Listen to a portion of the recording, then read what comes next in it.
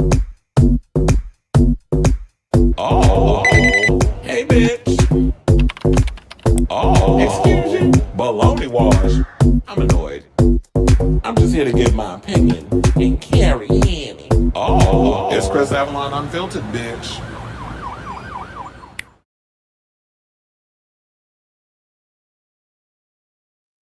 Hey y'all, welcome and happy Monday. It's your boy Chris Avalon, and welcome to a brand new episode of Chris Avalon Unfiltered, a show we basically talk about all things going on in celebrity news, pop culture, hot topics. Y'all know the tea.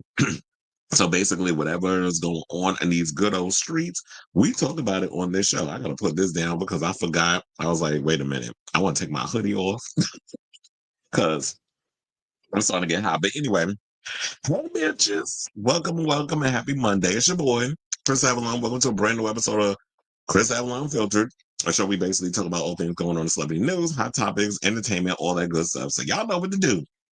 Um, Before we get started, please hit that like button and that subscribe button. Also, be sure to smash the notification button so that way you know when we go live with a brand new episode of Chris Avalon Unfiltered. And so I'm feeling a little under the weather today. Like I was fine yesterday. I was like, oh, I was feeling great and everything. Then I woke up this morning, my throat was scratchy. I've just been like clearing my throat a lot. So I think, excuse me, I think I'm coming down with a cold. But yeah, we gonna power through this show. So y'all know the deal. So basically, we got a couple of topics to get into, including we got some Diddy news. I know everybody's probably sick and tired of talking about Diddy, but there's a lot of things that's coming out in regards to him. And there was some tea that dropped earlier today about Tony Busby saying that he ain't so innocent. So we got that story. I saw that over in the neighborhood talk. So I was like, we got to bring that up in here. So we got to talk about that, and then some tea came out about him and the real reason why he dated Jennifer Lopez. So he basically used her, and then there's some stuff coming out talking about that he's using his kids to manipulate potential jury members. There's another story that came out that he paid off Kalenna, which I was like, duh, we all knew that from the moment that she came all of a sudden out of the, crawling out of her little hole trying to defend him in all the situation. I was like, okay, bitch, you was paid off. Plus, we got to talk about Simon Cowell in this new documentary where he told me he was going to punch one of the 90s boy bands he put together, one of the members for coming out of pocket. So we got to talk about that. Plus, we got to talk about this feud between two Sex and the City members, Kim Cattrall and SJP, because apparently the friends saying they being caught up in the middle of their situation because, they have friends on both sides. And so there's some drama with that. Plus, we got to talk some good, interesting news about Miss Beyonce. Madonna, we got to talk about her too, because she went over on her Instagram earlier today and she was talking about like this uphill battle that she's had trying to get this biopic put together. And the fact that a lot of producers have kind of been counting her out and saying like trying to tell her what she need to do with this situation. And she went even on, which shocked the hell out of me. She asked us, the people, the Madonna fans, our opinion on what she should do regarding should it be a series, should it go in the theater, that sort of thing. And child, I got an opinion on that.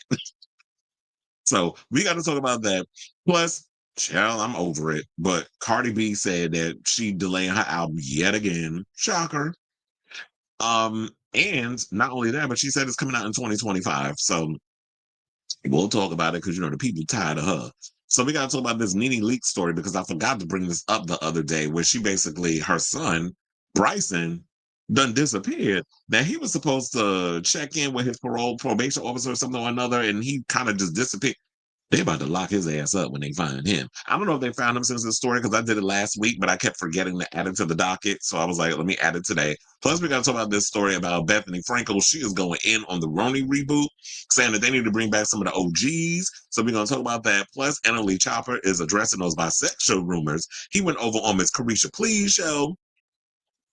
And I don't know, the people was feeling kind of way about the whole situation. I think more or less from her and how she approached it than him.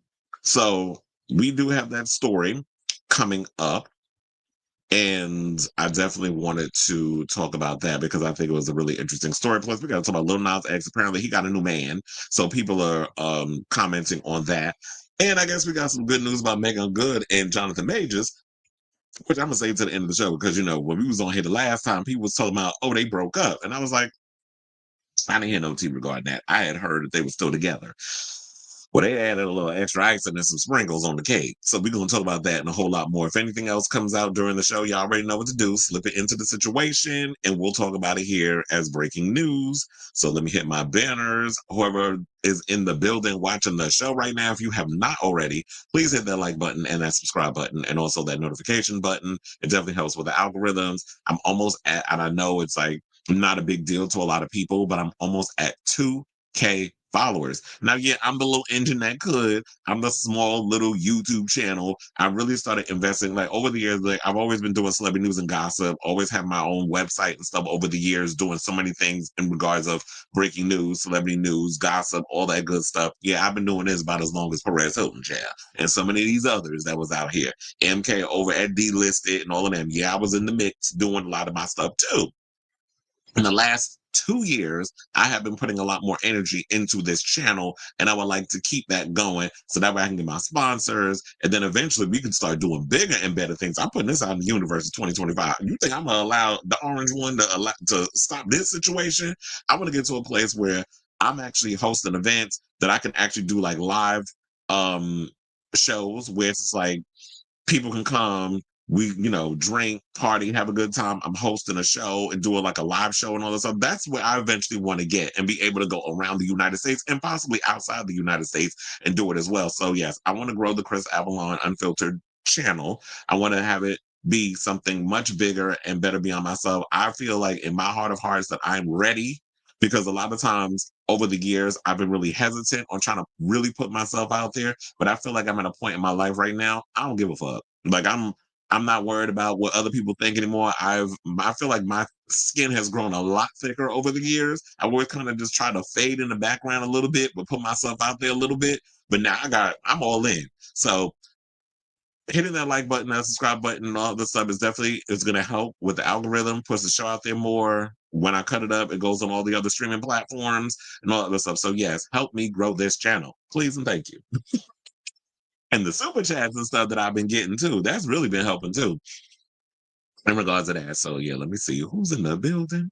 Onyx is here. He said, I hope you watched the very Delta episode I tagged you in. I watched some of it. I didn't watch the full one. Is that the one about Madonna? Yeah, I did see that one. Damn, I should have pulled that up though. I was trying to change up the look. This looks so damn little the way they have this, but yeah, I was playing with the background before we came on live, but this is cute or whatever. Onyx says, I see great things coming to you in the future. Can't wait to say I was one of your day ones. Yes, you was. And a shout out to all the ones who have been riding with me from the beginning and have been supporting the show in the beginning, and also tell your peoples about me as well. So all those who've been with me in the beginning and all the people that have just come on board as well, based off of that, I appreciate all of y'all that take the time and the energy and the wherewithal to really come in and see the potential in this show and how it has grown since I first started to take the wheel and do this show on my own. Because I will say that I was scared in the beginning of trying to do something on my own, because I always felt like I always had to depend on people to help me get to places. And I want to thank those people who have helped me along the way, who basically showed that I could do things if I applied myself to it instead of like always relying on people, because I didn't really see myself doing like, oh, I should get into live videos and all this stuff. I was always doing radio. I was always doing other stuff. And so I was like, oh, if I get on YouTube, I could do a show as long as I want. I ain't got to be restrained by commercials. I ain't got to be restrained by, oh, you have to do a show within a 2-hour period. I could do a show as long as I want. I can go over 3 hours. I can go over 4 hours. I can go as long as I damn want. And so I was loving that. Also being unfiltered. We need more independent people who can basically say the things they want to say within reason and not being nasty and rude and disrespectful. Because the one thing I hate is like we're in this culture where so many people just be scared or being not even scared, but well, I think it is a mixture of both. It's people who are scared to say what needs to be said, and then there are people that say things and then are ridiculed for saying things because they ain't saying it the way someone else wants to say it, which I think is also what hurt the damn Democrats. I want to run around telling people what they can and cannot say because, oh, if you say anything wrong or anything derogatory, that's not even a derogatory thing, but it's just a genuine question.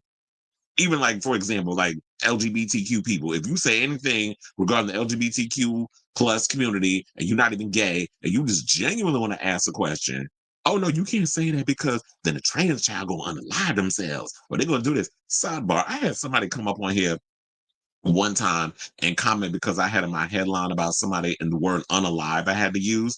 And y'all already know the reason why we know the reason why we have to use certain words because YouTube and some of the other places, like they check certain words, it messes with your algorithm, the demonetization, all that other stuff. So you can't say the S word. You can't say kill yourself or suicide, all that. Say, now I gotta like do the sound so that way y'all know what the hell I'm. So there's certain words you can't say. And it's like, well, if you actually operated in the pundit YouTube space, you would know these things. But apparently, people just want to comment and write shit up in there. So I was like, I'm not even. I went and wrote a whole situation like, well, if you knew the industry, which you don't, like I went on a whole thing that I was just like, then I thought about it, I was like, and I did hit send too. But then 2 seconds later, I had one of them epiphanies. And I was like, let me just delete this damn thing. Because I realize what I realize is, and I have done this in the past and I'm trying to get better at it. I can't be up in here windmilling every damn body. I cannot always be up here so defensive. I can't be fighting. I can be, now don't get me wrong. That don't mean that some of y'all ain't going to get the smoke. But I'm just saying that you got to choose, but I got to pick my battles. I can't be up in here just cussing every damn body out all the damn time. Like, it's not going to get you nowhere. And then it's going to make me look like how Cardi B always coming across. Like, y'all just going to be thinking, like, well, damn, he always mad and bitter about shit. So I was like, let me just delete it. Sometimes when you write a whole citation trying to cuss somebody out and then you just delete it and just put, okay. Sometimes that works best. Felix says, some people are afraid to speak up because of fear of backlash. Well, yeah, I thought about that before, but look, I feel like I'm going to be protected under Trump. And I can't stand that man. And I did see him again on Saturday at the UFC fight, which we all knew he was coming. Oh, maybe I should get into that story too, because I don't even have that up here. But Um, but I feel like, but yeah, with freedom of speech and all this other stuff, I'm gonna start saying all kinds of. But y'all already know when I say certain things, I don't mean it in a way where I'm just trying to go in and be nasty and rude or whatever to other people. It's just we should be able. I yearn for the day we can get back to actually having genuine conversations and differences of opinion, and be respectful about it.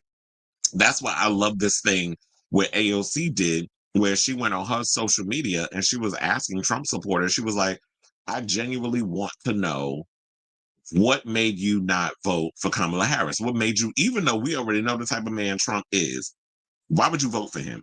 And the funny thing was when I was at the UFC fight and he came out and all this other stuff, the people in there was making fun of him. They was doing his little stupid dance. Then he was up in there playing. First of all, y'all played Macho Man, which I had. I'm like, this. So y'all some closet cases running around up in this damn. And trust and believe, there's a lot of dudes that be at them UFC fights.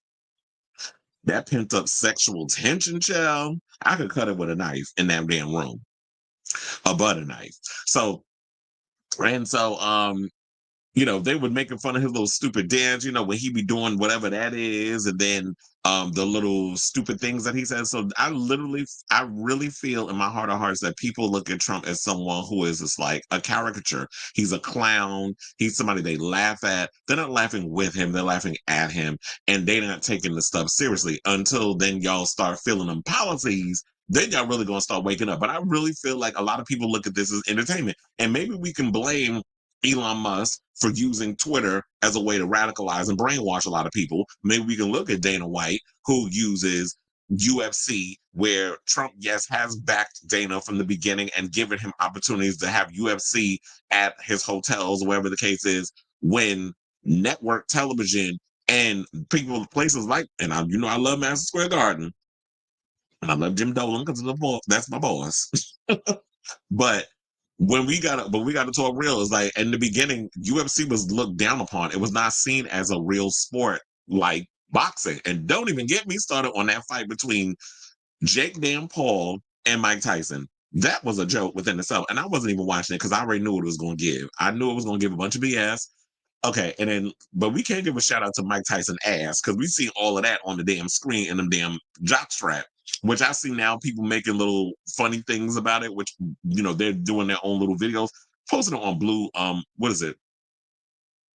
Blue Sky, which I will say I spend more time on Blue Sky than any other situation. I don't even use Threads. And I was telling a friend of mine I was going to get rid of Threads, and he was like, "Don't get rid of Threads, just keep it." And I was like, you know what?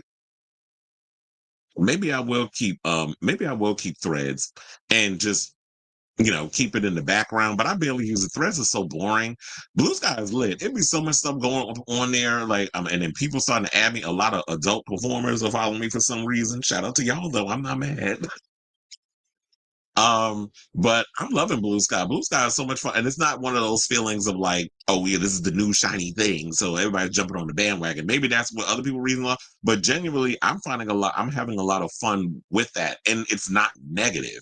That's what I like about it, is that it's not like it doesn't make me feel like a sense of anxiety, and my shoulders are like pent up real tight, like on other streaming platforms. So I guess I'll just keep Threads. But yeah, for the most part, it was like everybody was there. RFK Jr. came out. The speaker, what was it? That one with the glasses. The speaker of the house. Was they Mike Johnson? That idiot. Yeah, he was there. Kid Rock was there. I was like, I could smell him walking into. I'm joking. Kid Rock don't smell, but I mean, he looked dirty. But he was there. I heard Jelly Roll was there too with his wife. And who else? Kate Hudson was there. There was a lot of celebrities, but it was fun. But it was a fun it was a good fight, but then I did feel like Trump kind of he didn't really overshadow it. They did make fun of that guy that old man that came out of retirement that gave him his belt. They was like, oh, he cooning and buffooning, which I did feel that, but I was like, I'm gonna leave it up to the neighborhood talk to say all of that in the comments, and then gave Trump his belt. Everybody was like so excited to see him, and yeah, it was thunderous applause and all other stuff. And then I also had somebody on social media say, or a friend of mine, Twisted D, who's a DJ, she was like, "Oh, I heard that it was not the rally was not packed, the one at Madison Square Garden the first time." I was like, "That's not true."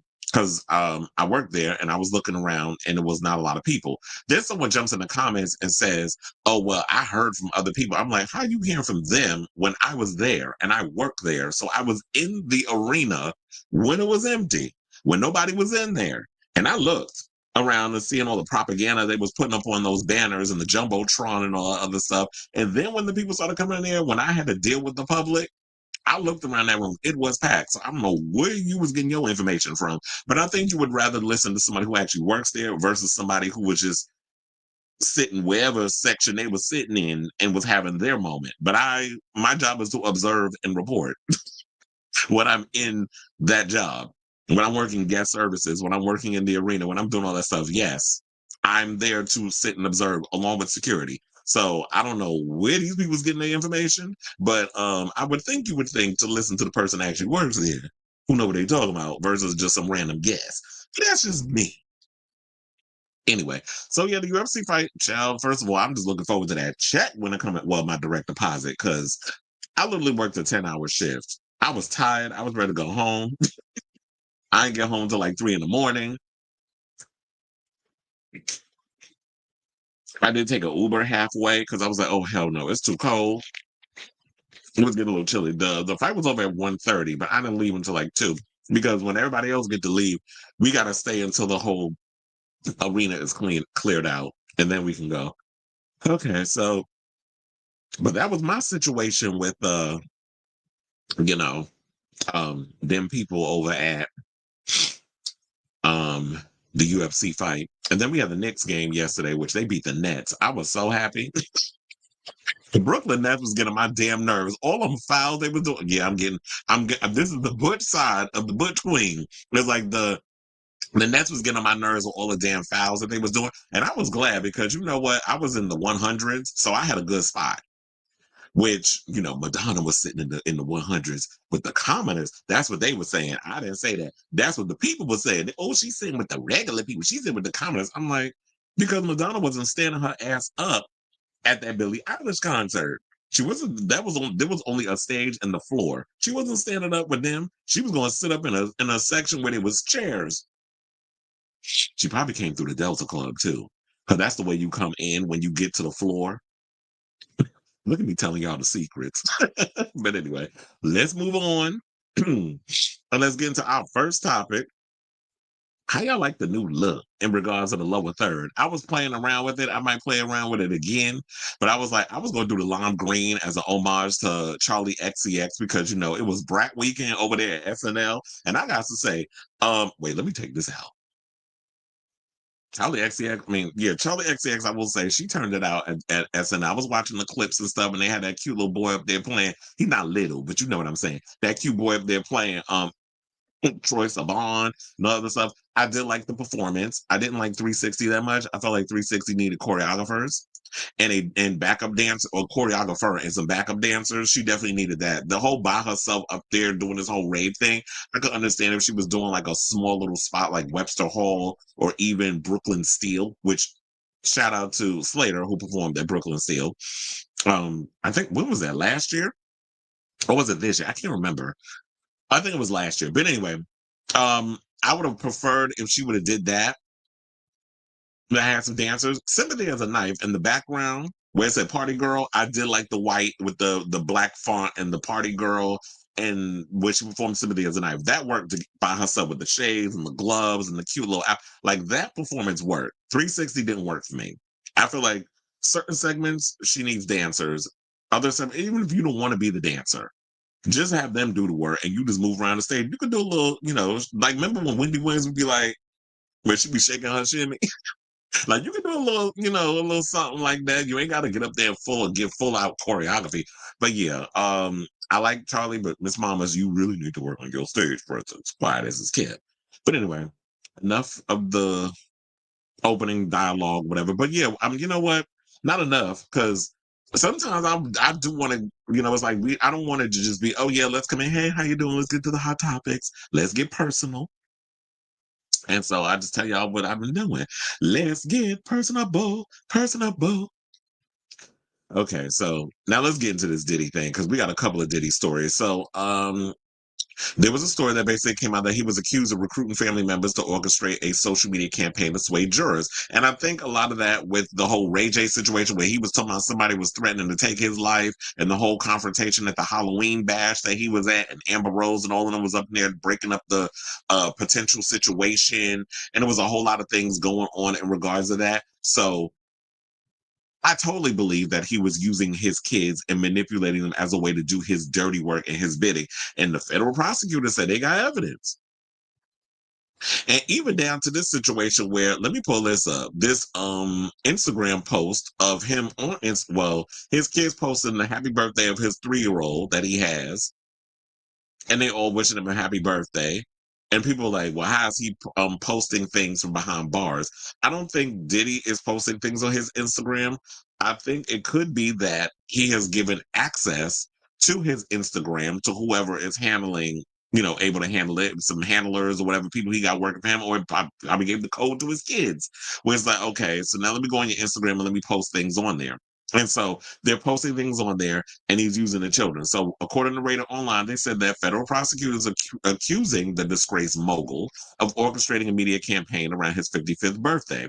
Now, in new legal documents, prosecutors claim that Diddy involved his family members in planning and executing a carefully orchestrated reframing of the rapper's image. The prosecutors specifically pointed out an Instagram video posted by Diddy's kids on his social media accounts, which they allege was done at the accused trafficker's direction. Well, they've been having conversations with him behind bars, so I would not be surprised. I'm gonna mute it in case there's anything playing in the background. But yeah, that's the video. I was like, we could play it live in the meantime. So according to the prosecutor, they said this calculated move to influence public opinion is just one of the reasons why Diddy should remain in detention at the Metropolitan Detention Center while awaiting trial on charges, including racketeering, as trafficking, transporting to engage in prostitution. So the similar thing we always talk about on the show. The prosecutors claim that "Show Me Your Soul." Show me your soul. Oh, no. First of all, that should have been a dead giveaway. You doing a song called "Show Me Your Soul"? When you probably out here being a soul eater with the way he be treating the peoples. But anyway, they said that they basically feel like he's going to be a flight risk due to the fact that he has a lot of money and that he has a lot of financial resources, and then he has a history of violence. So they feel like that he could be able to influence a plethora of people in regards of doing his bidding. And I would not be surprised by that, quite frankly, if he was to use that. But here's the thing. We've had this conversation before, and I will reiterate this. Why is it that Diddy is locked up for doing some of these trafficking of people and the parties and all this stuff, but then you have the guy who was at Abercrombie and Fitch, cannot remember his name off the top of my head, that overly Botox queen, who and him and his man was getting involved in some shenanigans with a lot of male models, and he was able to post his stuff and was able to just be out here floating free or whatever. Is it because the extensiveness of the active allegations and what the FBI found, they feel like a Diddy is far more dangerous than the Abercrombie and Fitch dude? So these are questions that I kind of wonder. They also said that he's been actively trying to reach out to potential witnesses and abuse victims to influence their testimonies against him. So I feel like if all of this is what they're saying, and then the guy from Abercrombie and Fitch hasn't been doing this, then maybe they feel like that he's not a danger.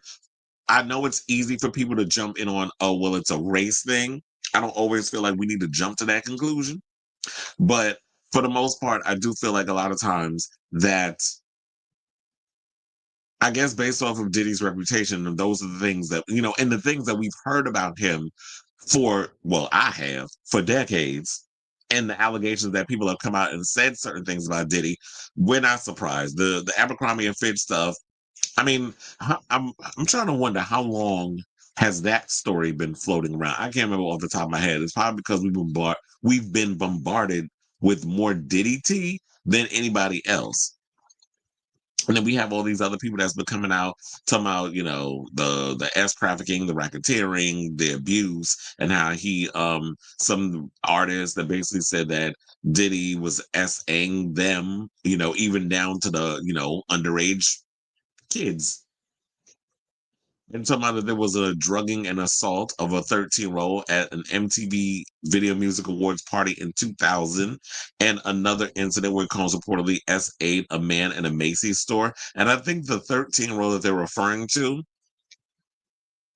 I cannot remember the little girl's name, but it was a little girl that got up on stage, and I think she hugged it in, and at one point Diddy had asked her if she's coming to the after party. Now, why are you asking a little girl if she's coming to a damn, you know, after party or whatever? She was in some horror movie that came and went like a fart in the wind. It was popular at the time.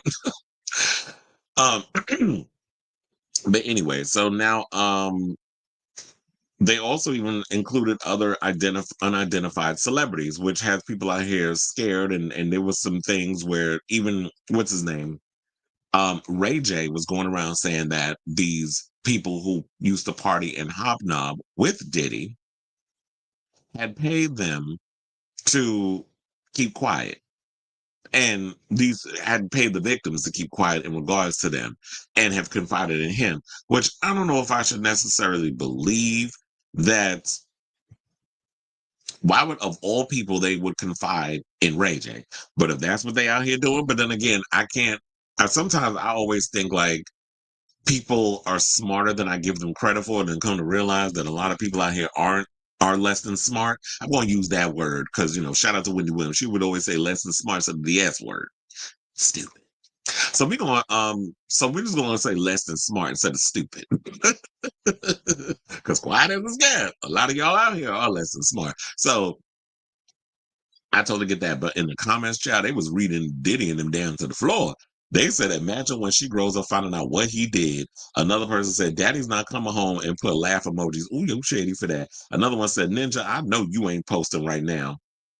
Another person said, this post is so manipulative. How can y'all not see that? Well, it's hard when people are inside the bubble or in the matrix, and they're not ready to be unplugged. When you have all these kids who have been accustomed to a certain lifestyle and you don't want to let that go, then you're not going to want to see the truth. You're going to do the person's dirty bidding. So that way, I guess, when he do get sentenced to life in prison, and trust and believe, Diddy, you ain't getting out, them kids want to be able to still have access to whatever. And I'm sure that Diddy probably, what he needs to do is drum up some paperwork where he could leave his money to, I don't know, split it between Justin, Christian, even the one that ain't yours, the Albie Shore son. Like you could do all of that.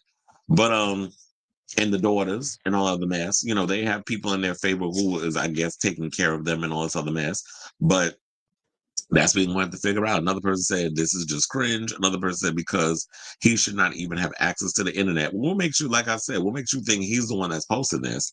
Because if you don't have phones or whatever, which I did hear a story that he was manipulating and using abusing phone privileges, and I guess paying some of the other inmates off and all that other stuff. There's some tea that's been spilling in regards to that. So he's been trying to find ways to get around certain rules. And I said that this is probably one of the reasons why they have him locked up is because they know that with his money, power, and influence, he can get people to do whatever the hell he wants. What makes you think that with his lawyer, he can't use like a burner phone or somebody else's phone to carry out a lot of the things, excuse me, that needs to be done?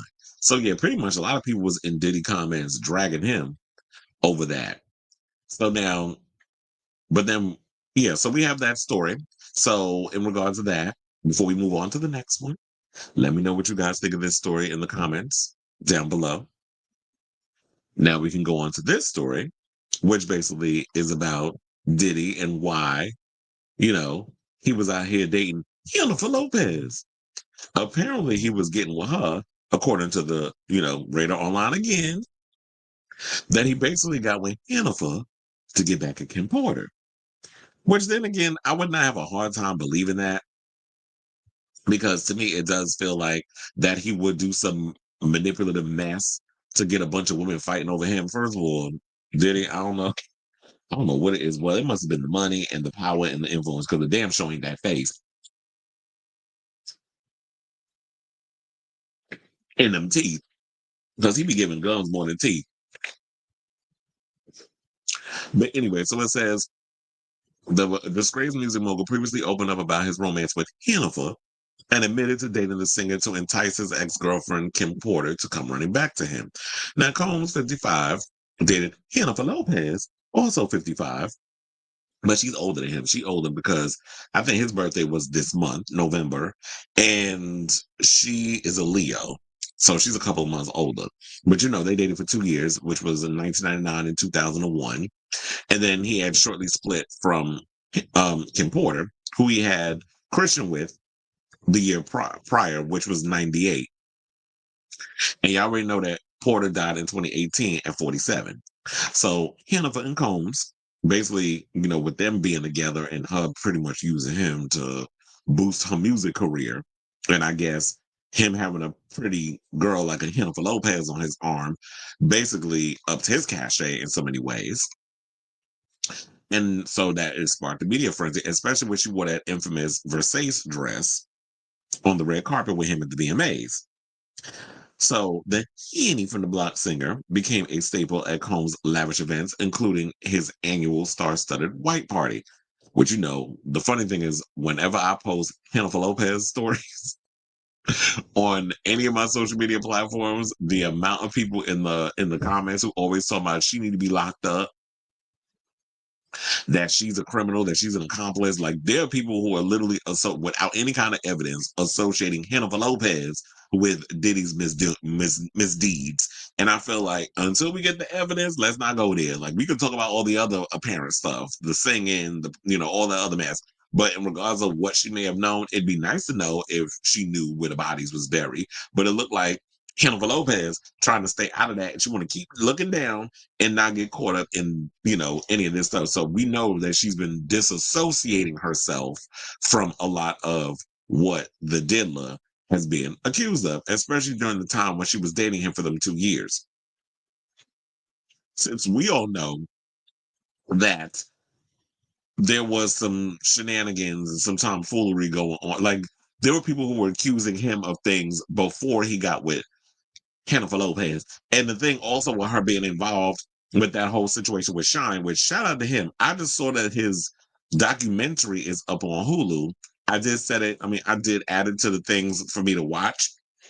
So I'm gonna try to watch that this week. But I did see that his Hulu documentary is up, and I'm wondering if he does mention her and how much was she involved in what had went down that night, especially when the word on the curb was she was the one that helped smuggle that gun up in the club where Diddy was up in there pow powing and basically had Shine be the fall guy. Which I heard also that Diddy is trying to deny the fact that he had Shine be the fall guy. I would think that the man who spent 10 years in prison while you skated scot free along with Hennifer, except the only thing you two got was a damn mugshot out of the situation.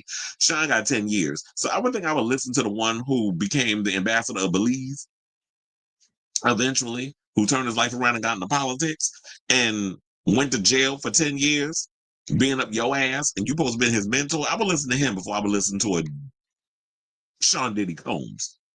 I was trying to decide which name to call him because he got so damn many. I was going to settle on the Diddler, but I was like, we're already there. So just go with it.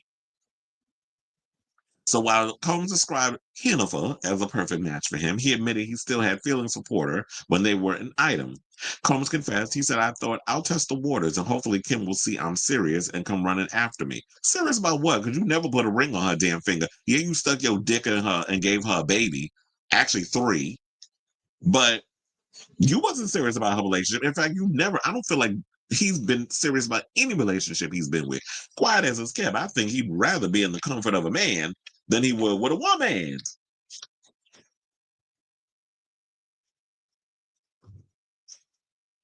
Just my theory, because did he give me Butch Queen tease?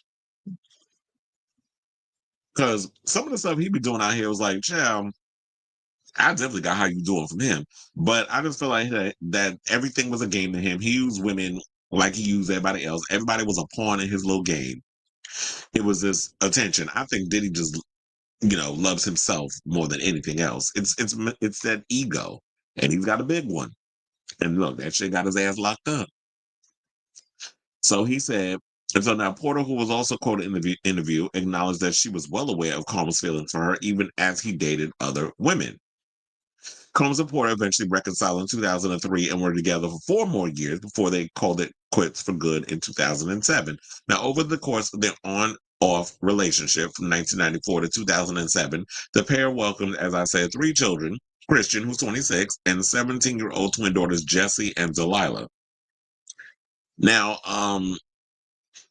but he's going on to date so many other women. So it was like between, going back and forth with Kim Porter, he was messing with Hennifer Lopez. He was messing with, of course, Kim. And then he was also messing with Cassie while he was in a relationship with Kim. So it's hard to know what exactly, did he actually have a love of his life? But did he also say the one that got away was Hennifer? Did he say that basically out of all the women that he's been with, the one that he felt like he was, in so many ways, I won't put words in his mouth, but I feel like he felt like his soulmate, his true love, or whatever, was Jennifer Lopez. But you said you was using her to get back, um, at Kim Porter. So I honestly do not know what to believe when it comes to that man. He probably like having power and control over people and them drugs and all that other stuff. So I say, well, this is say, what do y'all think of this story? Do you actually believe him when he said that he dated Jennifer Lopez to get back at Kim Porter? And do you believe, because there was a story that came out a while back that he said that his one true love was Jennifer Lopez? So it's like, what's the belief in this whole story? So he could say a whole bunch of stuff, but what actually do you mean behind all of that? But it's hard to tell what that man says is true because he always wore those thick ass shades to hide them cock eyes of his. But I think he was doing that because he was always hiding Cooter Brown. So that's why he didn't want us to really go in and know how he was really feeling or what his true thoughts was, because he's probably lying and pulling just bit, having diarrhea of the mouth. So the truth was up in there somewhere. Maybe we need to get Aldous Hodge, who played Alex Cross in the new Cross series, which nobody told me that the damn show was out until I happened to stumble on what was it, Prime Video. So maybe we need to get Alex Cross on the case to be able to tell if he's lying or not. So whatever your thoughts on this whole situation, let me know in the comments down below. Now, in our final Diddy comment before we get to the comments, we got to talk about this whole situation where federal prosecutors, we talked earlier, where they were sitting there talking about that federal prosecutors said that he's using his kids to manipulate potential jury members and this that and things of that nature. Now, federal prosecutors are basically saying that the diddler basically paid off Kalenna to lie on his behalf. Who's 1/3 of Diddy Dirty Money, which who's shocked by this? Because I've been said that this witch was lying. When I first heard the tea, I was like, girl, and everybody was pretty much in the comments unanimously saying how much he pay you. That's the first thing a black person was when it come down to talking about something, how much was you paid? Oh, you was paid to get, like, we would make jokes, even when it was talking about there's people sexiest man alive. When people were talking about Benny Blanco was in the book, in the magazine, it was like, oh, Selena Gomez paid for that. And then when it came out to John Krasinski, who, yes, he is an attractive man, but as far as like sexiest man alive, child, y'all could have went with Glenn Powell, who I always said that man could forever sit on my damn face and take away my oxygen. But when it came down to the situation, everybody was like saying, oh, well, Emily Blunt must have paid for that cover. Same thing here. That's the first thing a person of color will say, how much he paid you. And now the tea is coming out that federal prosecutors saying that that's what happened. So speaking of the federal prosecutors, they're claiming to have obtained a note from Diddy's cell during a recent prison sweep.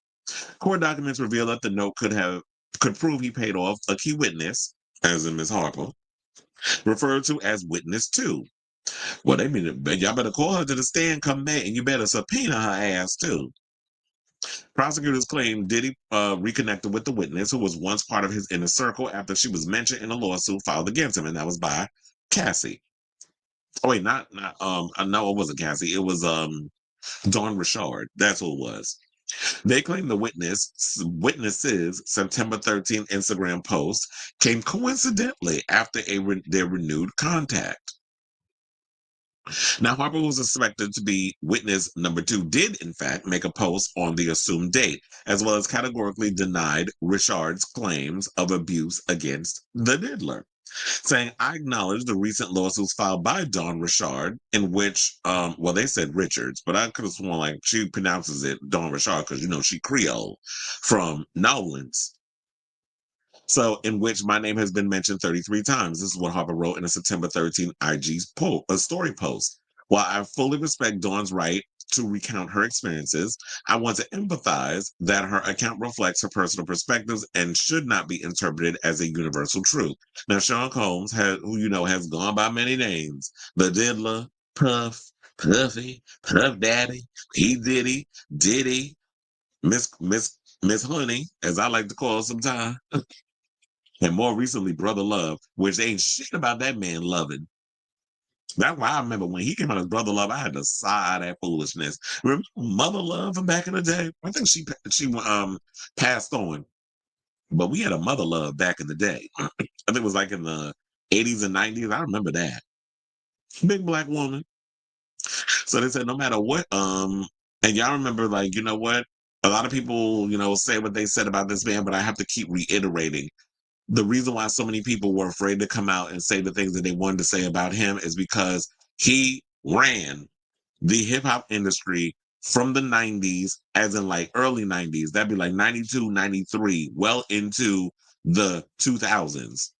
Once MTV started taking a little swan dive and people was looking at it as like, okay, y'all not as relevant as y'all was back in the day.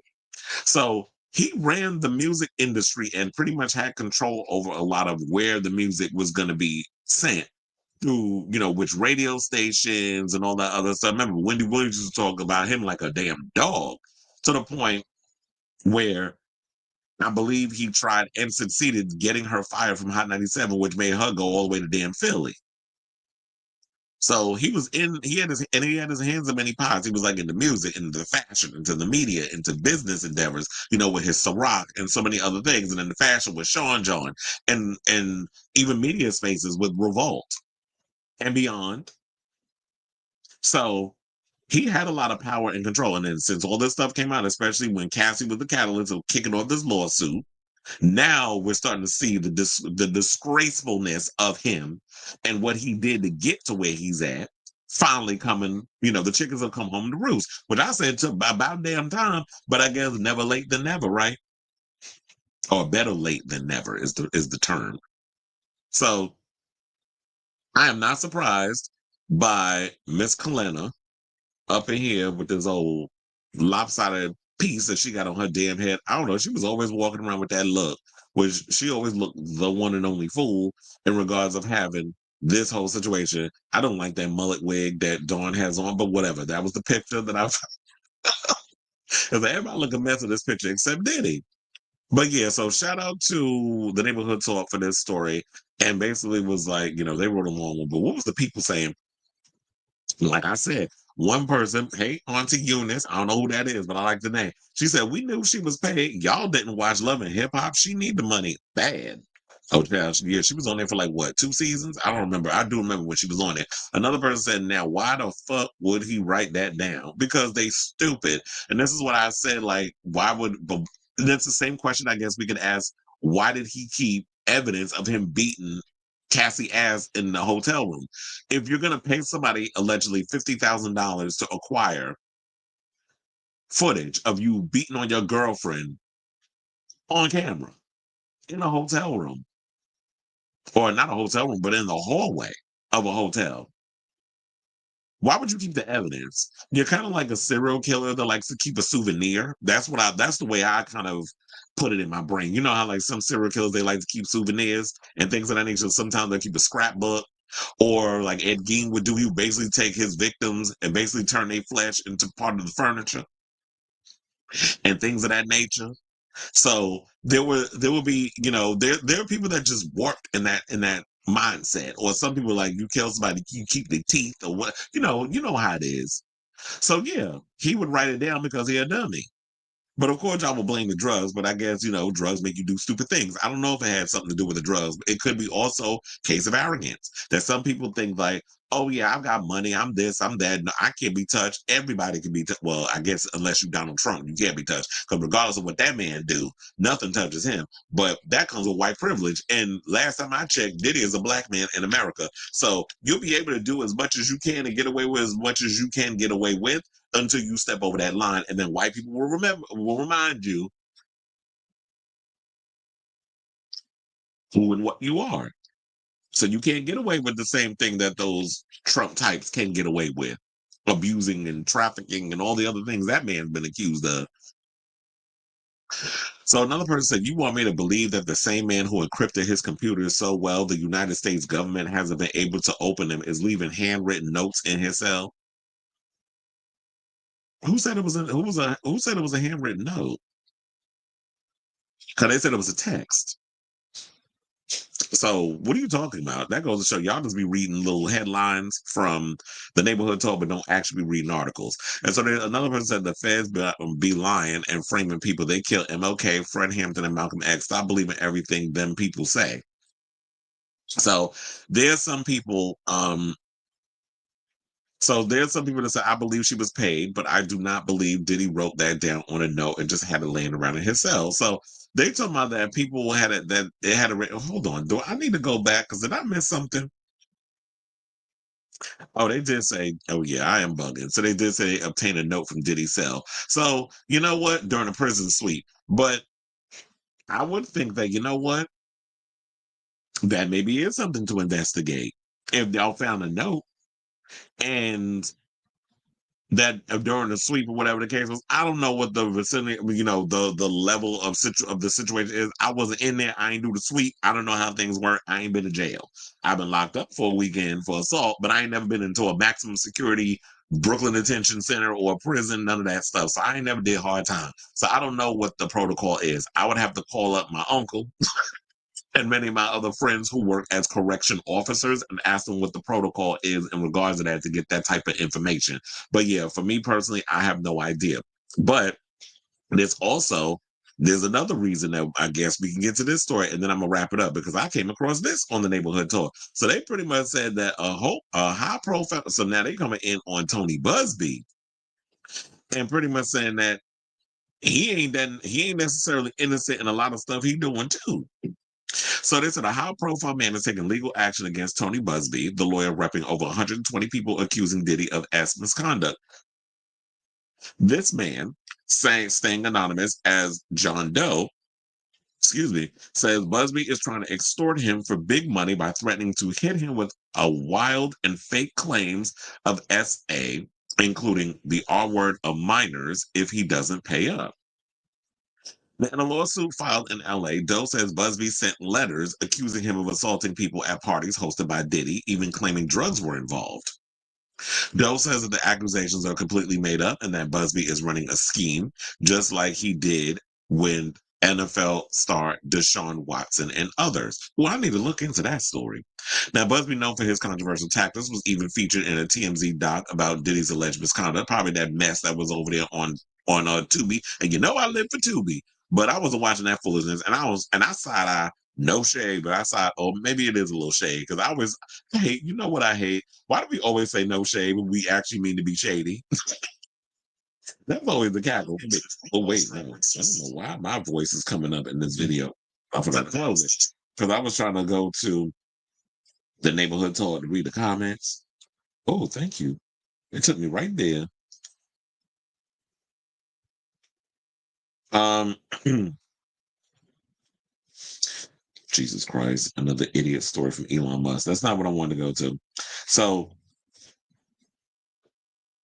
so maybe and then another thing, we'll get into that in a minute because I'm gonna read the comments. But now the lawyer, Diddy's lawyer, is basically calling out the feds for raiding his cell and giving his personal notes to the prosecution, saying that they violated his attorney-client privilege. Now, if that is something that's happening, if they can prove that in court, then you know what?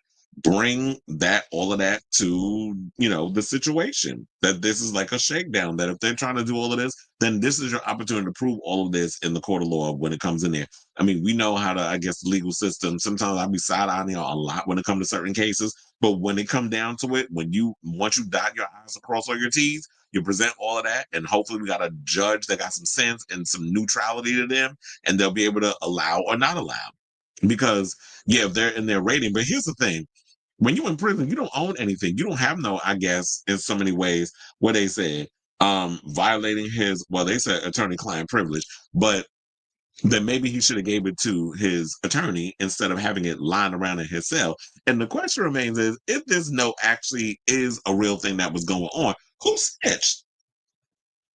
Somebody, it's either they snitch or he was just being dumb and leaving stuff written lying around. Because when you in jail, they live pretty prehistorically. I mean, yeah, some of them be having phones and those other stuff, but they do live a bit prehistorically, where it's just like they got to go old school. You got to use a pen and paper. You got to do all the other stuff. So his attorney, Mark Agnafilo, I think is how you say his name, is calling out the feds for violating Diddy's attorney-client privilege. His cell at the Metropolitan Detention Center in Brooklyn was raided by the feds, and they were able to seize his personal belongings, including details about his defense and their strategies. He claims the search and seizure violates Diddy's Fourth, Fifth, and Sixth Amendment rights. Now, his attorney wants the courts to hold a hearing immediately so he can figure out how and why this happened. He also calls out the feds for the illegal search, claiming that the search and seizure is outrageous government conduct amounting to a substantial due process violation. So look, if they doing all of that, then do what you got to do in regards to the whole case thing. I mean, the whole case. But I'm trying to look for this. Jesus Christ, why does the neighborhood talk post like 600 goddamn posts like a minute? Everything I need to be. Well, look, that's how y'all do y'all channel. I'm not gonna tell people how to do their own show because I was trying to look for the what the people were saying in regards of this situation. But at this point, I was gonna say I don't give a damn. So, this whole thing regarding, you know, Tony Busby and saying that how he gave basically a deadline to agree to the mediation or face a lawsuit. Now, if this guy's going out here and trying to extort you, wouldn't there be evidence in regards of an extortion, like a letter? I don't know if you put it on letterhead. I don't know if it was a text. I don't know what it was. But if you can prove in a court of law that Tony Busby is nothing but a scoundrel and he's basically trying to run game and extort you out of situations by basically trying to threaten to ruin your reputation and spread lies on you, there's got to be a way that you can bring such evidence in the court of law. So in regards of the situation. A lot of people have been coming out with the allegations or whatever. We don't know who all these people are, but I just feel like the only one that at this point who I legitimately feel possibly has a case or whatever the case is would probably be Cassie. So I guess at this point, because we heard so much from Cassie, I totally believe her. Now, we always are taught to believe every victim that, a lot of times when it comes to people who have been victimized, men and female, men is less that come forward about the abuse. Women, I think is like 3%. Men is less than 3%, or it's less than 3% with women, but I think it's even less than that when it comes to men. And then, the kids out of here get abused. You have child S crimes and all this other stuff. But look, Diddy rubbed a lot of elbows with a lot of people. And so I am curious to find out who this person is. And that sort of thing. So yeah, I'm wrapping this story up because I'm over Diddy right now. So that's all the Diddy TV got so far. So in regards to that, what do y'all think of this story? And based off of what you heard, I would love to hear your overall thoughts. So let me know in the comments down below.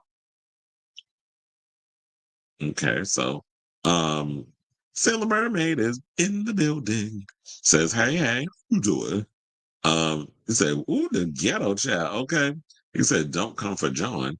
Oh, because I said about John Krasinski. I didn't say he was ugly. I said he was, he is an attractive man. But some people feel like, oh, he's not. But I'm like, what's beauty? Look, beauty, sexy is in the eye of the beholder. What do y'all define as sexy? And they mad over, oh, they don't put enough people of color. Why haven't they put Jason Momoa and all these other people on the cover? And it's like, first of all, I just feel like the whole "People Sexiest Man Alive" thing is so outdated and tired and corny and stupid. But look, if you build it, they will come. So why not do a black, or like, who are the black, if you were talking about the lack of people of color, then who are the black versions of that? Inquiring minds want to know. So it's like, put it out there. Um, in regards to who y'all really think. I mean, the gay ones, some people will put their typical, oh, I was reading something about RuPaul. So I did go over to the gay one. And we can go through that real quick. So they basically was talking about like John Krasinski. They was like, sorry, but we have our own version. So they have some queer ones. They said Coleman Domingo. Now, hold on, because let's go through that real quick. This is not even a part of the docket.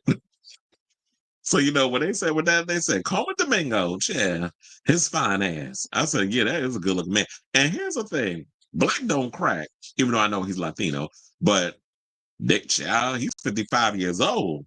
I was like, oh, that's some good genes. Because he does look younger. Like, I look at Coleman Domingo. Coleman Domingo looks like he could be in his mid to late 40s. Not even that. I think we even push him as far as like, could we even go far back and say, like, maybe he looks like he's a good 43, 44?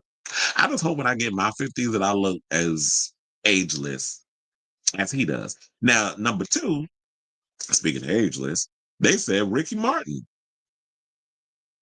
Ricky Martin is their second choice. Now I already know what this is about to give because shout out to Queer T, but y'all like to pick the same 20 damn people over and over and over again. So they said Ricky Martin. Ricky Martin, yes, I will say Ricky Martin is attractive. Oh, I'm not even following him on Instagram. I wonder if he's on Blue Sky yet. So yeah, they said Ricky Martin. Ricky Martin, yes, he is a good looking man. He loves feet. And he got all them kids. And he was married, but he a bachelor now. I don't know why he got married in the first place. As quiet as it's kept, he like he don't want to be in no relationship. He like getting out here and partying. Now the third person they said was Jonathan Bailey, who is about to be in. He was in Fellow Travelers. He's about to be in this new movie called a little independent film called Wicked that's coming out this weekend. Child, let's give a RIP to Dwayne Johnson and that movie he got out of that stupid Christmas movie. Because that movie is going to keep going down, down, down, down the rabbit hole. Because you got Wicked coming out this week, and then I think there's another movie I can't remember. Oh yeah, Gladiator 2 comes out this week too. So hopefully that does well. Because I don't think everybody wants to see Wicked. But So there got to be alternatives. So I do agree with Jonathan Bailey. First of all, Jonathan Bailey's a good-looking man. He's British. Shout out to the Brits. And um, I'm definitely looking forward to seeing what he gives. Now, another person, some other people they said, because let me scroll. Well, let's go over to the channel. So now another person they said was Andrew Scott, who I wasn't really familiar with him, but I did see him in that movie All of Us Strangers, which I thought was all right. I felt like that was all hyped up. Another person they said was Troye Sivan, who at 30s, I think he's in his 30s, still look like he's 12. Another person they say is Matt Bomer. Of course, they're going to pick Matt Bomer. Um, Fine self up in here. I do like me some Matt Bomer. Speaking of fellow travelers, where they had his co-star up there. Matt Bomer's another one who looked like he doesn't age, but he with that old man Simon Halls. Let me not throw shade at the older men, but that's what he liked. So if you like it, I love it. Another person, of course, they put up in here, Token Black, Lil Nas X, and Child. We're gonna go into it because about his new boyfriend that he got that he's been hunching around. And I see all the gay blogs is talking about him. Another person they got is Luke Evans. Now I do like Luke Evans. Luke Evans is an attractive man. He's been talking more and more about his same sex coming out as gay and relationship and stuff. I had no idea he was a Jehovah's Witness. So you learn something new every day. Another person they put Joel Kim Booster. Now I do like Joel Kim Booster. He is an attractive guy.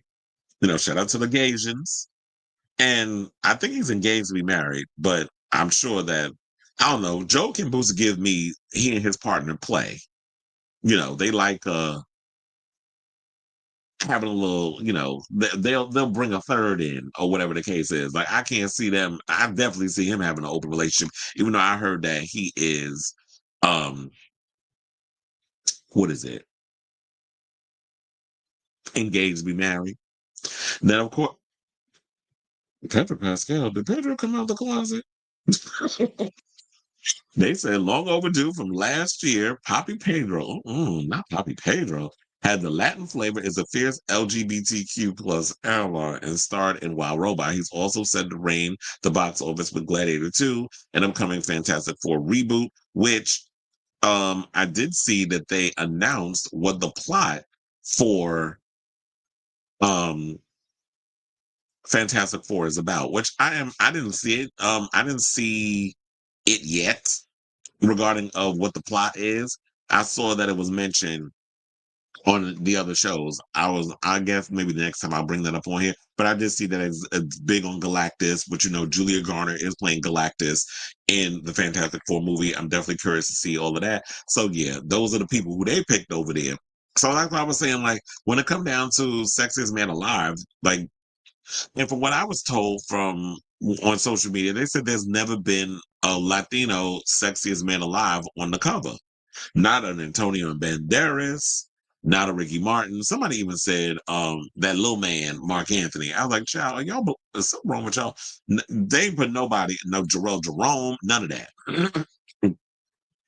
But whatever. You said I'm here for watching the Girls Aloud show. I already saw it. I watched that last night. Boy, I wanted something new, something I can hold on to. Bitch, when I tell you the Girls Aloud show gave me my life, we sit up in there watching that, the choreography, their backup dancers, the fashions, Cheryl's hair. I was living for it. I will say this, Miss Nicola, girl, you delivered the vocals. I was gonna say, if somebody really gave me my life, it was her. Nicola Roberts definitely clocked in and sang her ass off up there. So when people sit up there and say, oh, the girls allowed, they can't sing. Oh no, them girls was up in there saying them mics was on. They was performing. They gave an overall show. I would have loved to have seen that in the United States, but they did like a what was it, a 15-date tour. I'm glad they filmed it. O2 Arena, all 5 nights were sold out. So they definitely, gave oh, so you basically was watching it. You only watched it today. I watched it yesterday. As soon as I got in, I put it on, and I was up in there getting my life. And then I put on that Dune Prophecy show, went right to sleep on it. I was like, this is not a show you got to watch late at night. Like, it requires your attention. But if this show was boring, I'm bailing. So, yes, the Girls Aloud show was lit. And yes, I know it's not on the docket because it just so happened that I came across, it was based off a conversation that Adrian brought up. I was like, oh, they talking about Sexiest Man Alive because I threw a little shade at John Krasinski.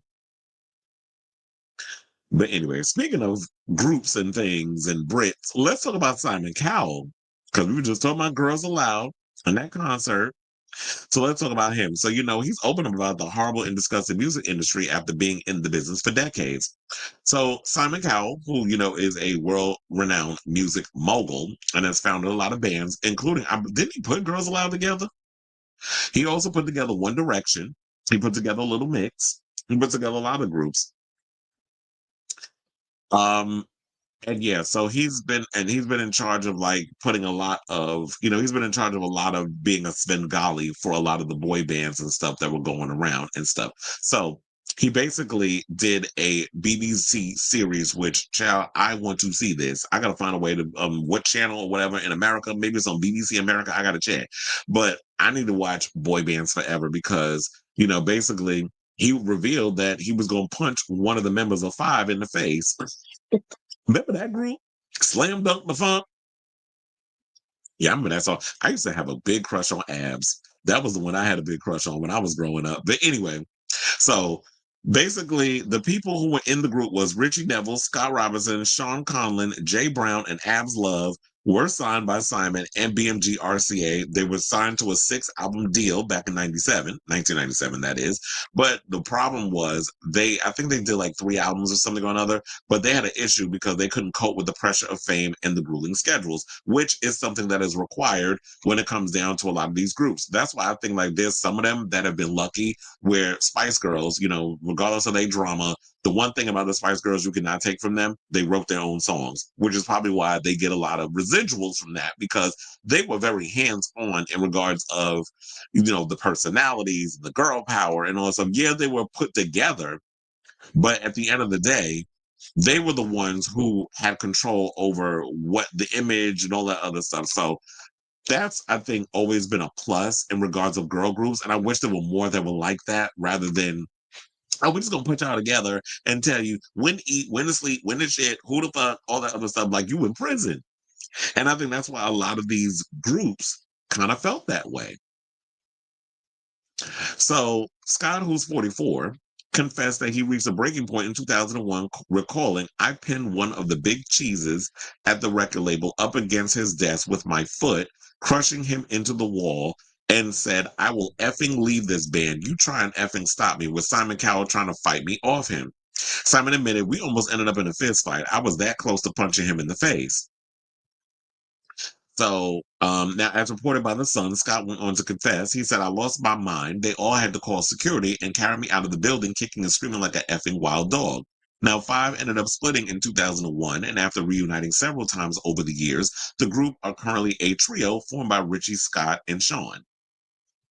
Now, admitting the music industry came with a dark side, Simon mused. He said, you could make a lot of money, but it's a really horrible, disgusting business at times. You've got to have a thick skin, which I have said this a million times to people. You have to have a thick skin working in this industry. Otherwise, you are not going to make it. It's like, yeah, you're going to make a lot of money, but there's going to be a lot of people, a lot of naysayers are going to have a lot of stuff to say about you. There's going to be people in the industry who, yeah, you're basically, when you are a musician and you sign a contract, you have to do whatever these people are telling you because they're loaning you millions of dollars to be able to record this album, so that when you have to pay all that back. Plus, once you've paid everybody off that's produced the record, wrote the songs, unless you are going to be hands-on and co-writing, then you can get a bit of a credit, a piece of the pie. And once you paid over these people, plus when you're touring, you got to pay the crew, you got to pay the wardrobe department, you got to pay catering, you got to pay all these things. And then once everybody else is paid, then you got to split the money 5 ways, which is why a lot of times when a lot of people sign these contracts, they always say they was broke. You want to go and hit up T-Bars and Chili? Because they'll tell you how many times they went bankrupt over these shitty contracts and many others. So that admitting the music industry came with a dark side, Simon Muse, he said you could make, oh wait, I already read that part. So now they also said that he claimed stars shouldn't complain because they were warned that they were what they were getting themselves into. So according to him, he said, yeah, I've been telling these people, now that's 5 in case y'all didn't know that. um, he was like, yeah, I've been warning these people. Like we tell them basically what it is you're gonna have to expect getting in this business. But I think when you're young, it sounds great when you say the following. There is a contract that you sign, which I don't know if people read it, but this is why y'all need to read your contracts. And you need to get your own entertainment lawyer separate from the label. The entertainment lawyer that works for the label works for the label. There's a reason why they're there. They're there to care only about the interest of the label. They don't give a fuck about you. So when it comes down to it, you have to be the one to, and I think a lot of people don't know this, find you an entertainment lawyer, have them come in and rep you and look over the contract. And if there's anything in there that you know is whatever. But I think a lot of times people don't want to rock the boat because they look at this as this is the opportunity of a lifetime. My life is about to change. I don't want to come across being like a dick or know-it-all. So I'm not going to challenge the situation, even though you know in your heart of hearts and in your gut that something ain't right, which is why I think a lot of people end up signing bad contracts and they end up in the predicaments that they're in. So he said, yeah, there is a contract that you sign which says I will be available to shake every hand, to have my picture taken whenever requested, and my privacy now has pretty much disappeared. It's just a fact. He says, if you don't want that, be an accountant. You can't have it both ways. Well, because somebody tell her to chaperone because she seemed to think, I want to be able to have a life. And I want to be able, well, girl, you can do that when you've taken a break and you're no longer making music. When you're taking time off for yourself, you're doing whatever, you got to figure out how you can navigate in both worlds. But yeah, when you sign that contract, you have to be available and ready and personable to everybody. You got to be able to play politician. You got to be able to shake the hand and kiss the baby and they do the photo op. And these are the things that we grew up having to do, back in the day. When you were growing up, you had to comply. You had to do all those things because it was in the contract.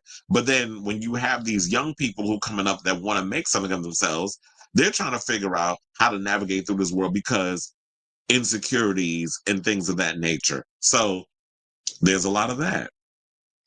Now, elsewhere in the documentary, Brian McFadden recalled his horrendous experience with Louis Walsh. So the singer who's 44 scored to fame when Lewis performed Westlife in 1998, but revealed that he struggled with the manager's taunts and insults. Basically saying, this is what Brian said. He said, I hated Lewis. Lewis would walk into a room and go, hey, everyone. And then he'd look at me and go, Brian, blowing his cheeks out, basically saying that I'm fat. He was just horrendous, but very few things that he touched didn't turn to gold.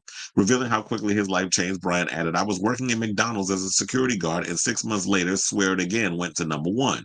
Now, Westlife, formed by Brian, Shane Fillon, Mark Feely, Kyan Egan, and Nicky Byrne, went on to become one of Ireland's most successful boy bands, selling more than 55 million records. Now, Brian quit the band in 2004, admitting to struggling to juggle raising his children with then wife Kerry Katana with being in the group.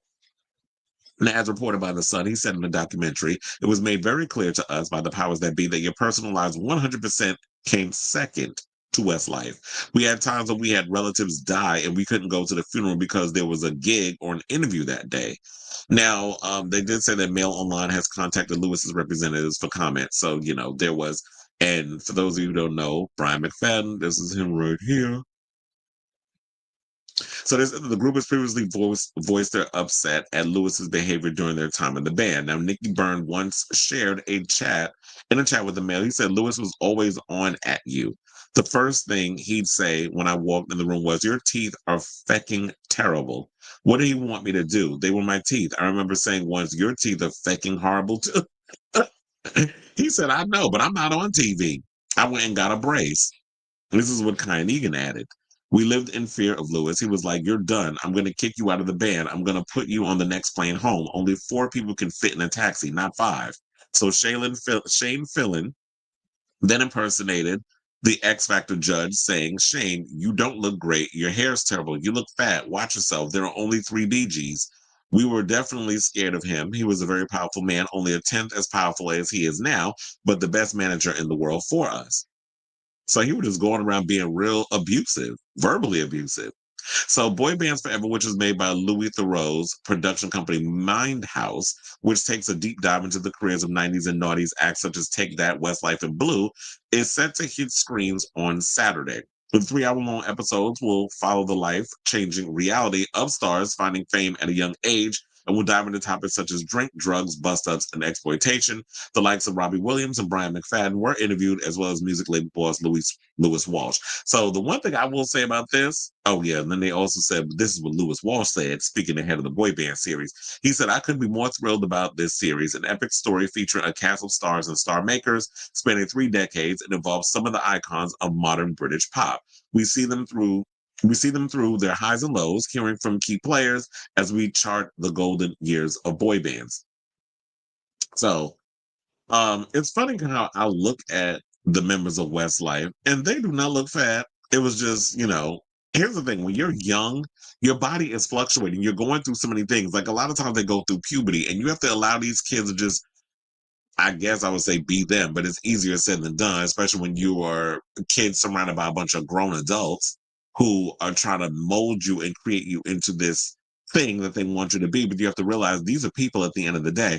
And I love this resurgence of all of a sudden we're getting a lot of documentaries and shows regarding boy bands and girl groups and things of that nature. Like we got it with our American, the Backstreet Boys and sing that sort of thing. And Lou Pearlman, that recent one that was on Netflix.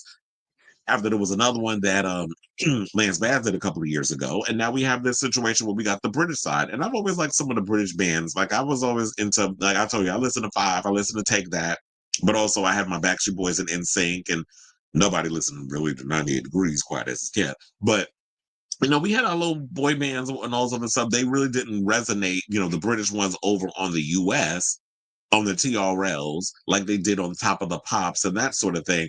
But I would thoroughly enjoy seeing like how, you know, um how were the groups, how do they fare out across the pond versus the way the American market would handle a lot of our American boy bands and girl groups and this that and things of that nature. So also after this, I really hope that they, outside of the boy band thing, I would really love to see them do one on girl groups. I would love to see them do um one on, who are the girl groups over there? Besides, they can get Girls Aloud, see if they say anything about what was going on over there. Also, Little Mix. I would like to hear, see them incorporate the ones from back then to now and that sort of thing, and see how they were put through the ringer as well. So I say all this to say, what do y'all think of this story? Have you guys checked out this new 90s boy band docu series that's over there on the BBC? I definitely want to see how I can find this show and watch it. Maybe it'll be on YouTube or something, because YouTube tend to always have the stuff that I be looking for when I can't see it in the mother market. So let me know what you guys think of this story in the comments down below. Okay, you said I can't wait for the official Ace of Base documentary. The fact that we now will get the dragging of Clive Davis. It's going to be on via play. Clive Davis is so tired of me. Like, shout out to him for giving us, Whitney Houston and so many others over the years.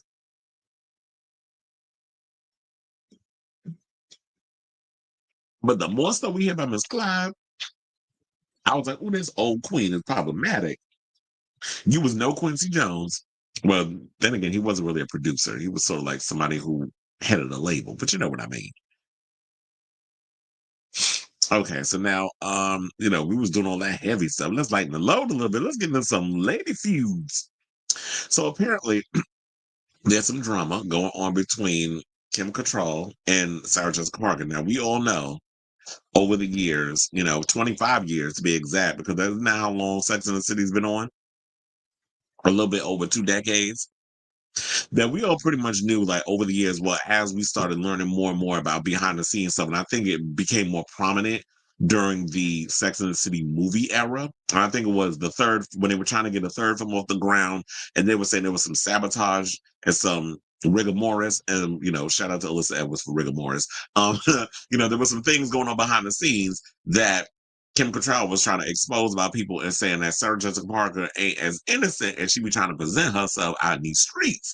So around that part, we knew that these two were not ace boon coons.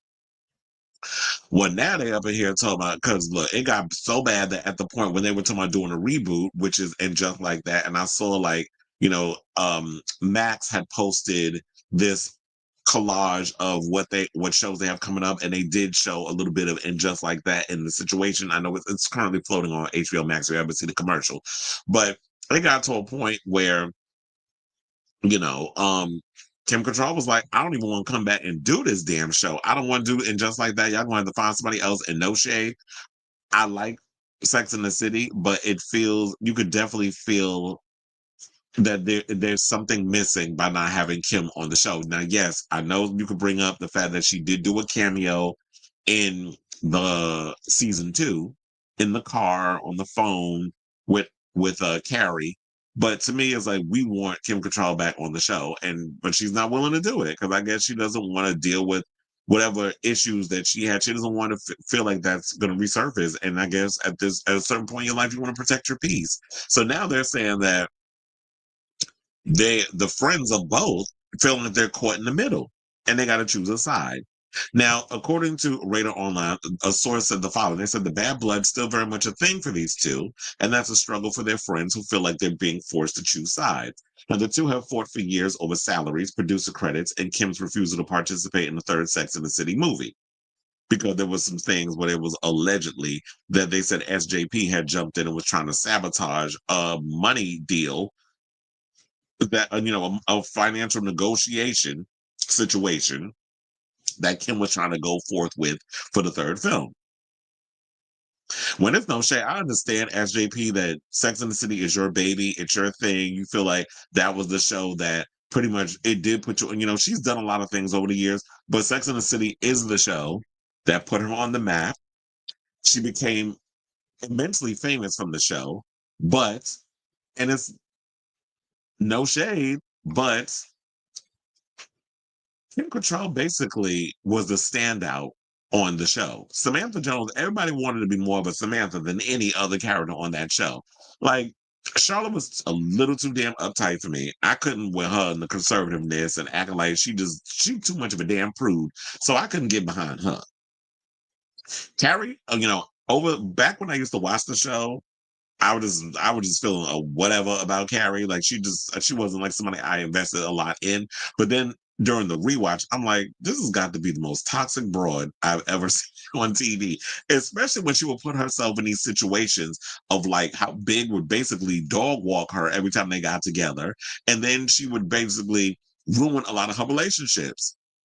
Still am mad over her, how she treated Aiden during that, what was it, season, during the season that he was on it. I understand that they reconciled and they worked, they had a different, they had a rekindling of sorts in season 2.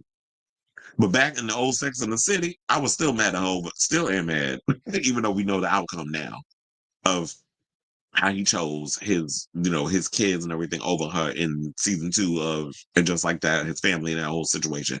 But in regards of Sex and the City, I was still mad at her how she treated him. Like he was a good one for her. He was a good one, Savannah, a good one. And look how you treated that man.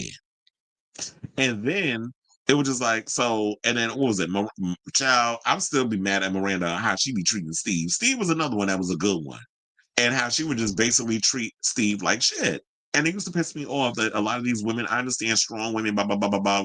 I love a strong woman, but the way y'all was treating these men that will lay out their lives for y'all and walk on glass for you, it just did not, I just didn't get it. It just, maybe there was just a lot of self-sabotage, a lot of self-hatred going on with a lot of these broads. But this is why I think a lot of people loved Samantha, because Samantha was like, fuck all this. I don't need no damn man. I just like going in. I like being this powerful businesswoman. I mean, what her job. I like having my own business.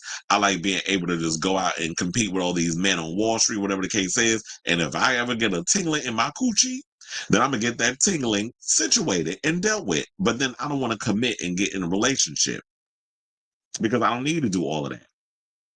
I don't want to show, and we did get to see those moments of vulnerability through her, but and which I love. But I just felt like the biggest I loved Samantha because she was a free spirit, and I don't think Carrie SJP liked the fact that this show that was supposed to be her baby, her pride and joy, the thing that was supposed to catapult her all the success, and it did because it was about the fashions and all those other things that Kim basically stood out more so. And people were liking Kim Cattrall's character.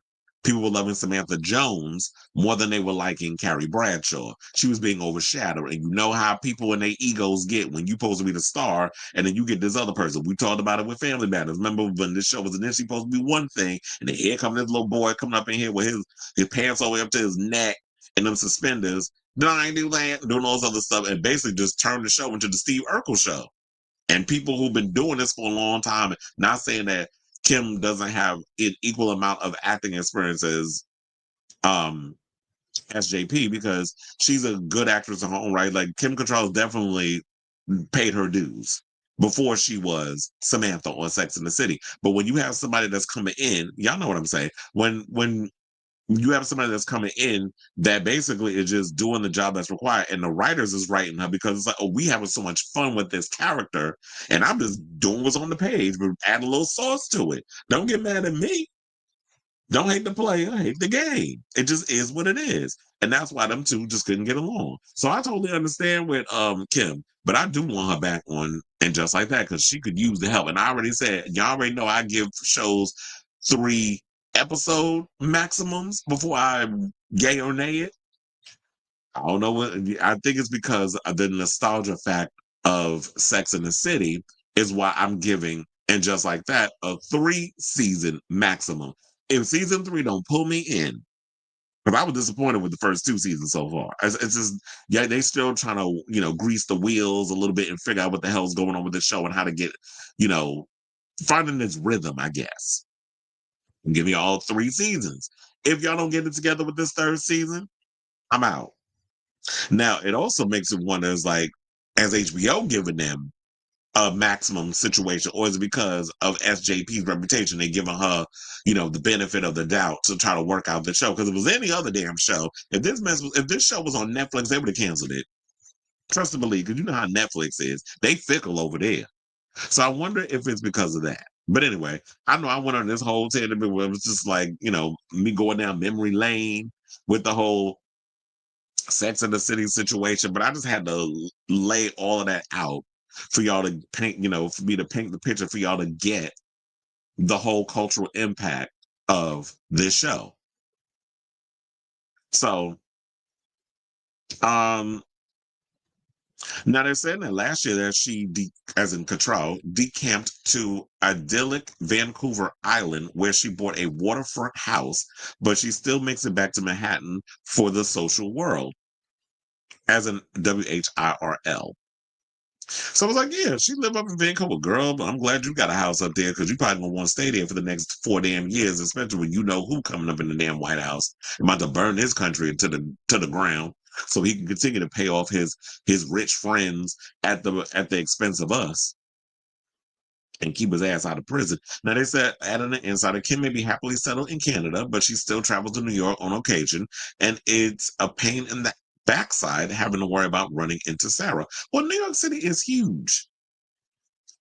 Unless y'all play around in the same social circles. New York is a huge place. I know a lot of people look at it. I mean, unless you're talking about Manhattan, and there's certain places that y'all hang out in Manhattan. Like if you only hanging out in Midtown,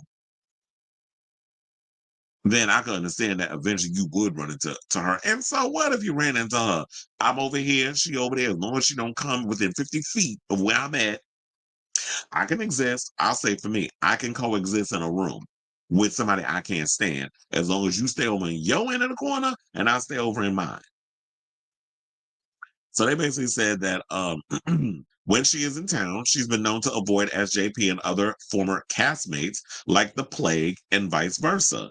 They can't stand to be at the same function. No one would be surprised if they call ahead to make sure the other isn't going. Now, on October 21st, while Cattrall was attending a Gladiator 2 reception at Rapaldi, New York, Parker and her fellow SATC co-stars, Kristen Davis and Cynthia Nixon, were glamming it up at another New York City event, the God's Love We Deliver Gold Heart Awards at the Cathedral of St. John the Divine. Said the source, there's quite a social overlap, and people just wish they'd get over it because it makes for some awkward party planning. According to the witness, even after all this time, Kim and Sarah still bicker about each other, and it's getting to sound like a broken record. The feeling is they're two very strong, opinionated women who should embrace rather than push each other away. Well, here's the thing. I'm not gonna sit up here and tell people. Like me, I could be mature enough. Like I said, maturity for me is I can be in the same room with somebody I despise. As long as you stay on your end and I stay on my end, we're good. Although, if we in front of people, I'll be like, hey, how you doing? Whatever. Like if we happen to pass each other, I'll give you a look or whatever. Maybe a look of shade and disgust.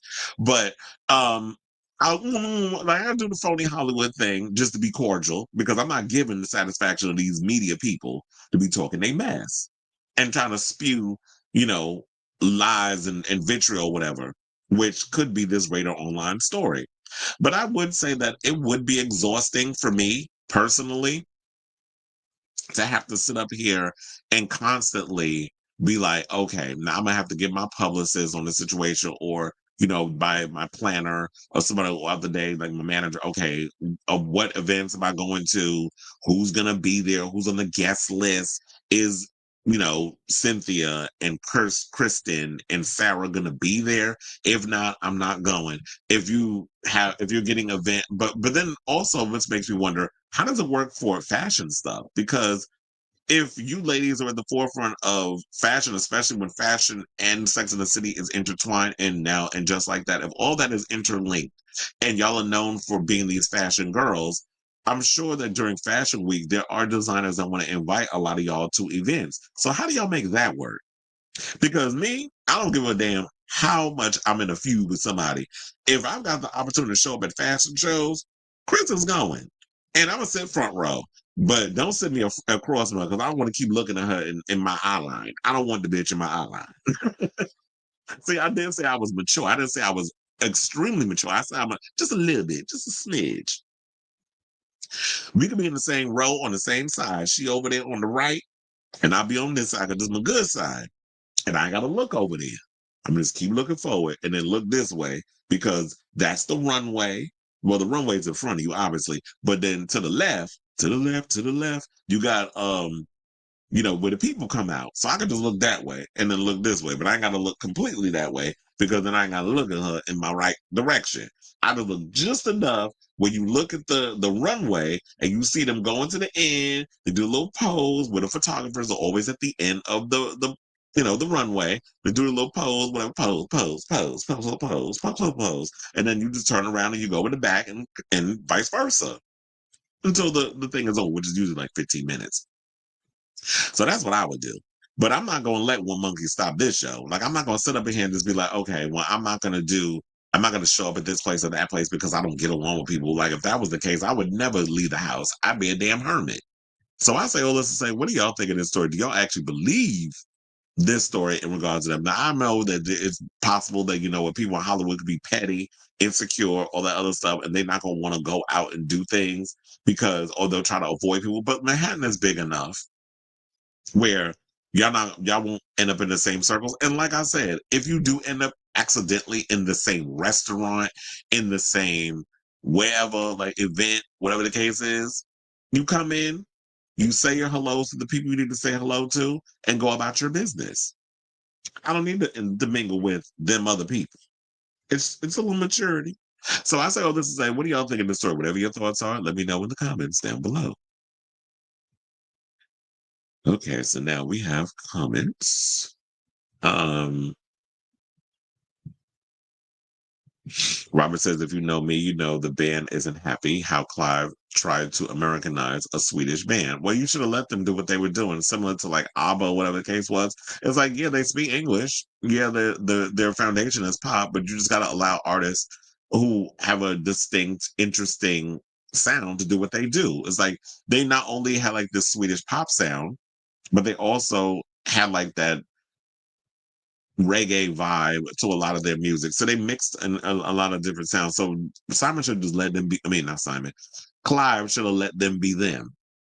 Instead of, you get these people in here that don't like a specific genre of music and try to change people in what they want to change them to. Finland is teaching their students in school how to detect fake news and U.S. version of Hitler, and Elon and others, a part of the cabinet, is eerie to 1940s Germany.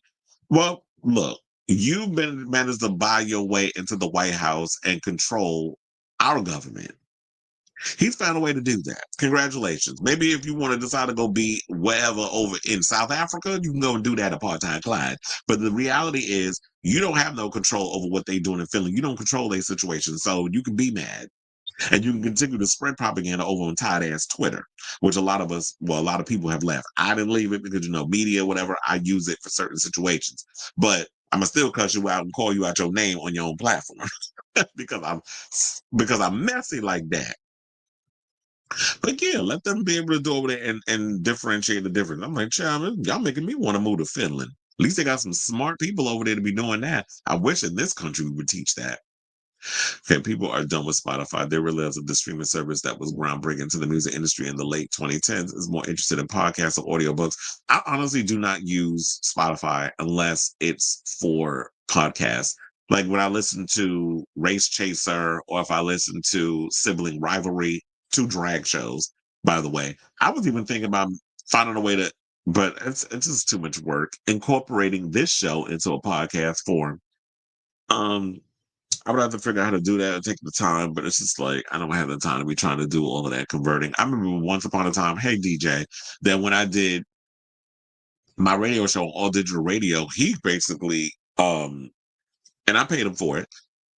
Like he would basically convert the radio show, Chris Avalon show, into all the other stuff, which would be like um iTunes and all that other stuff. So he was doing that, but I'm just like, whatever, Chad.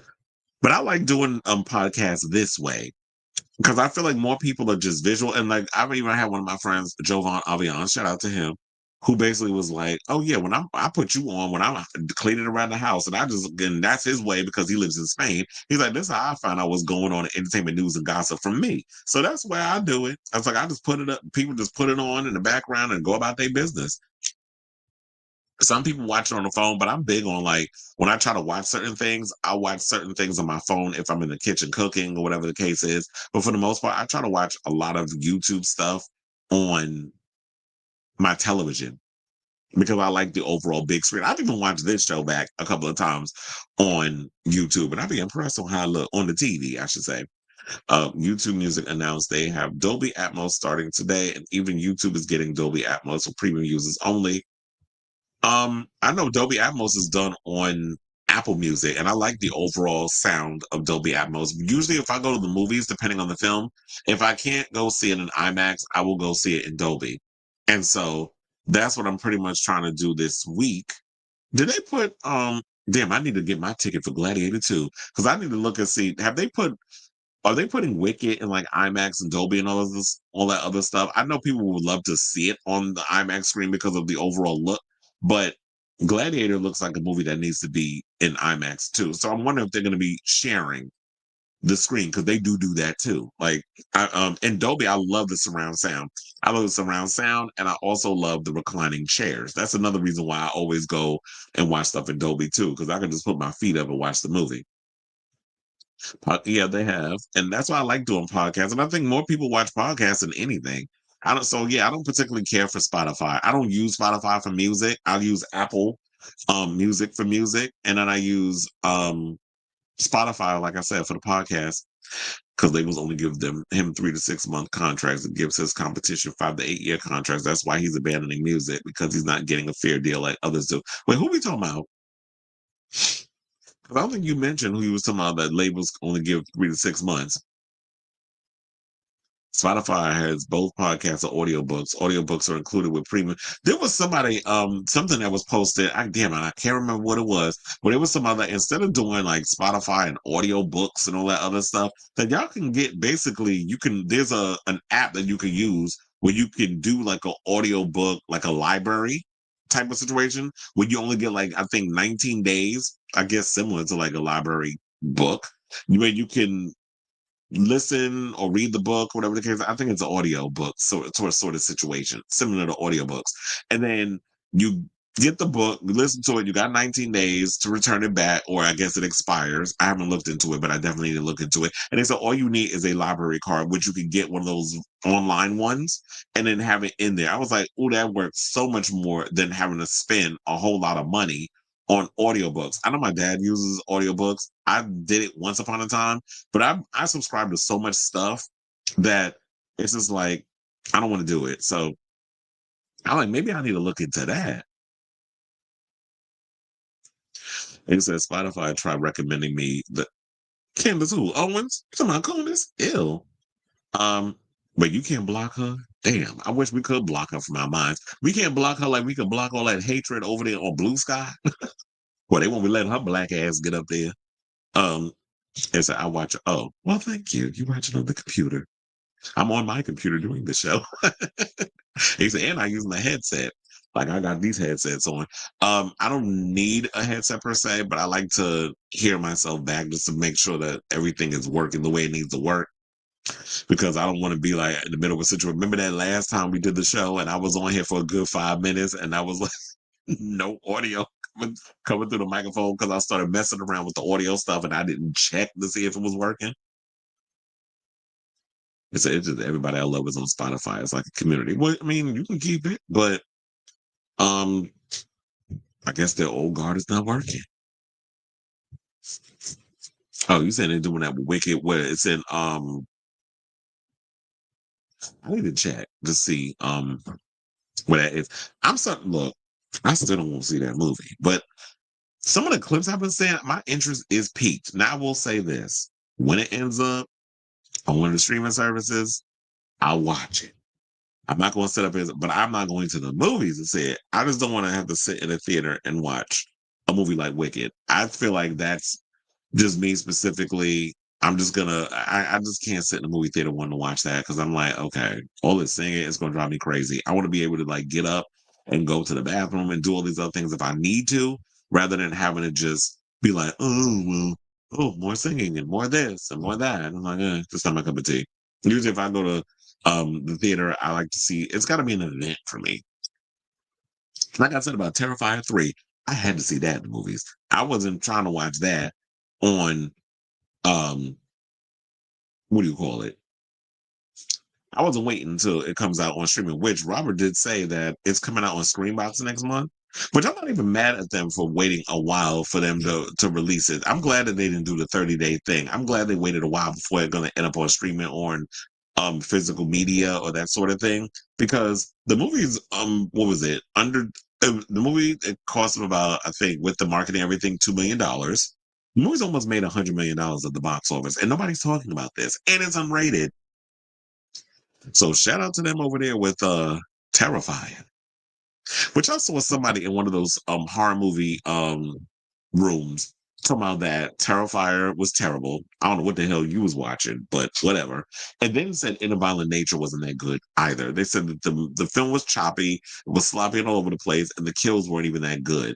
And then said, and even talking about the big infamous scene with the girl who got the hook through her stomach, and then he spun her around, and then basically pulled her head through the hole in her gut and all this other stuff. So, oh, she was just standing there looking dumb. I was like, so she was trying to run away, but she was stuck at the edge of the cliff. What did you want her to do? Jump? I mean, she was going to die eventually. But I was like, where did you want her to go? She was fucked. Regardless, she was screwed. But I do agree. Some of those, I just felt like for me, the pace was the issue with In a Violent Nature. It was just too much of, I felt like I was watching a video game of like a first person, somebody just walking through the woods and you hear all these off kilter conversations.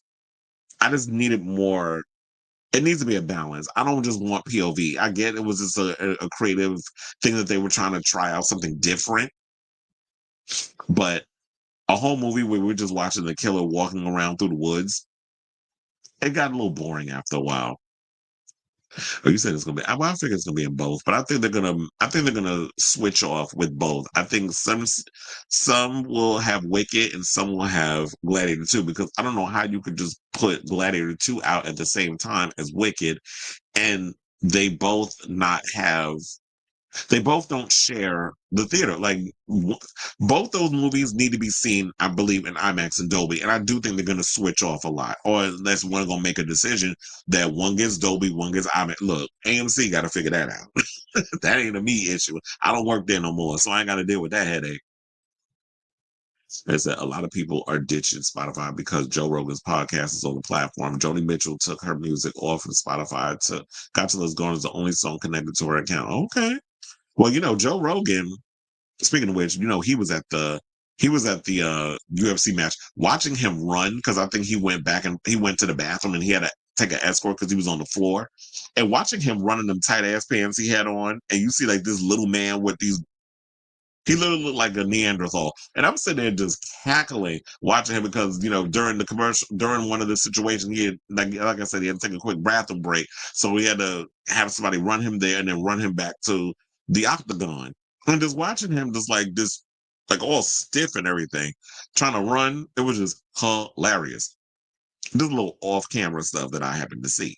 And then the whole night, I did notice that Trump was talking a lot with Dana White. They were sitting next to each other, actually, in front of the octagon, and they were just going and having a long. He stayed the whole time.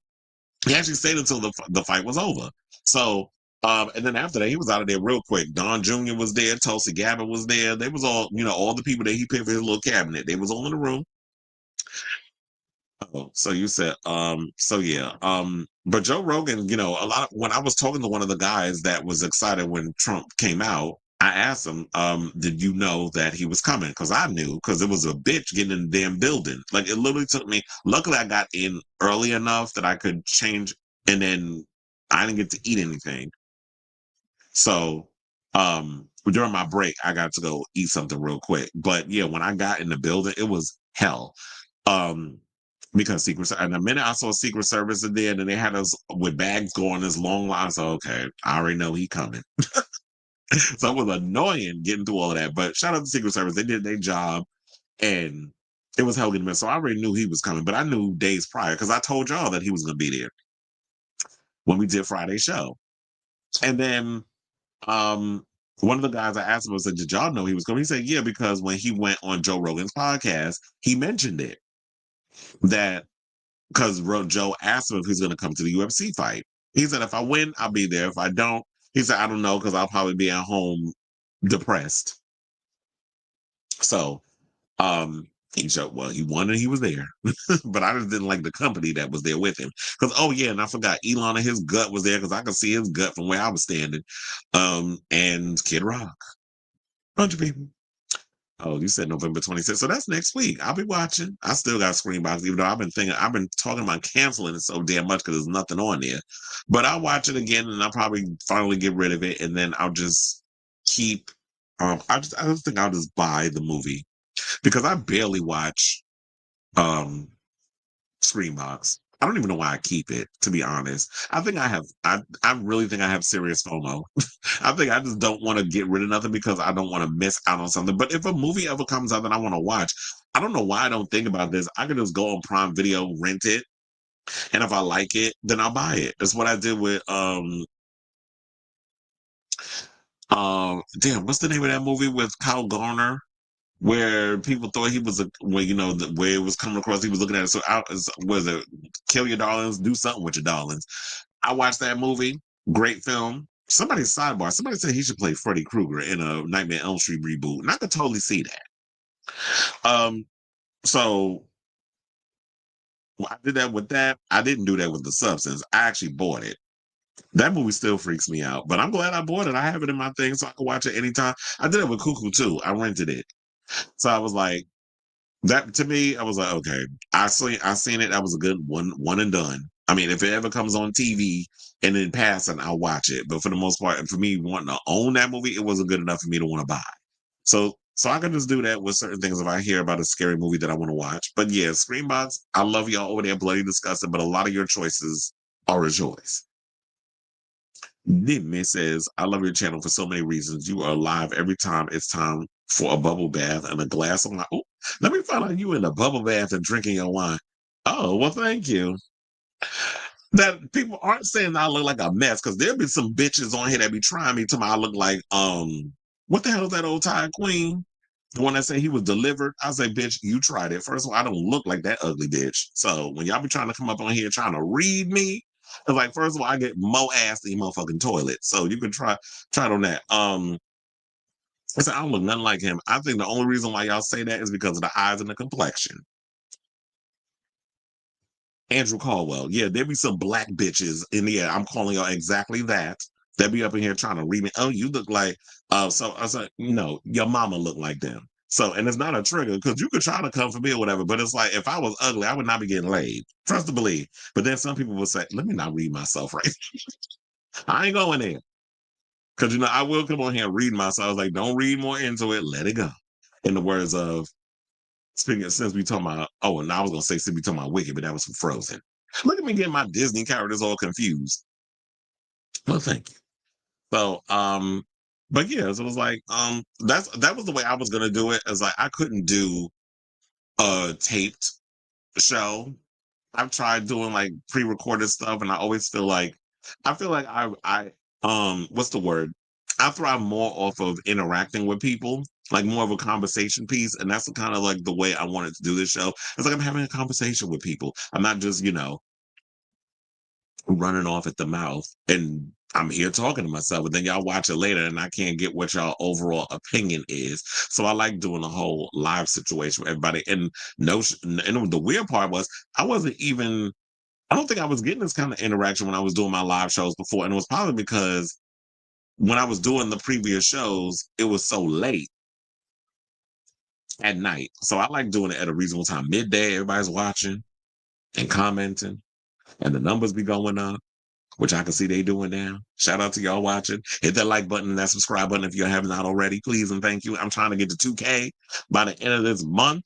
So that way, like I said before, if y'all missed the beginning of the show, like my whole plans in regards to this is I want to take this show to the next level. And especially in 2025, like I would love to get to a place where it's like I get a lot of really big sponsors and also where I can get to a point where, and I'm putting this out in the universe because usually when I speak things out into the ether, it happens.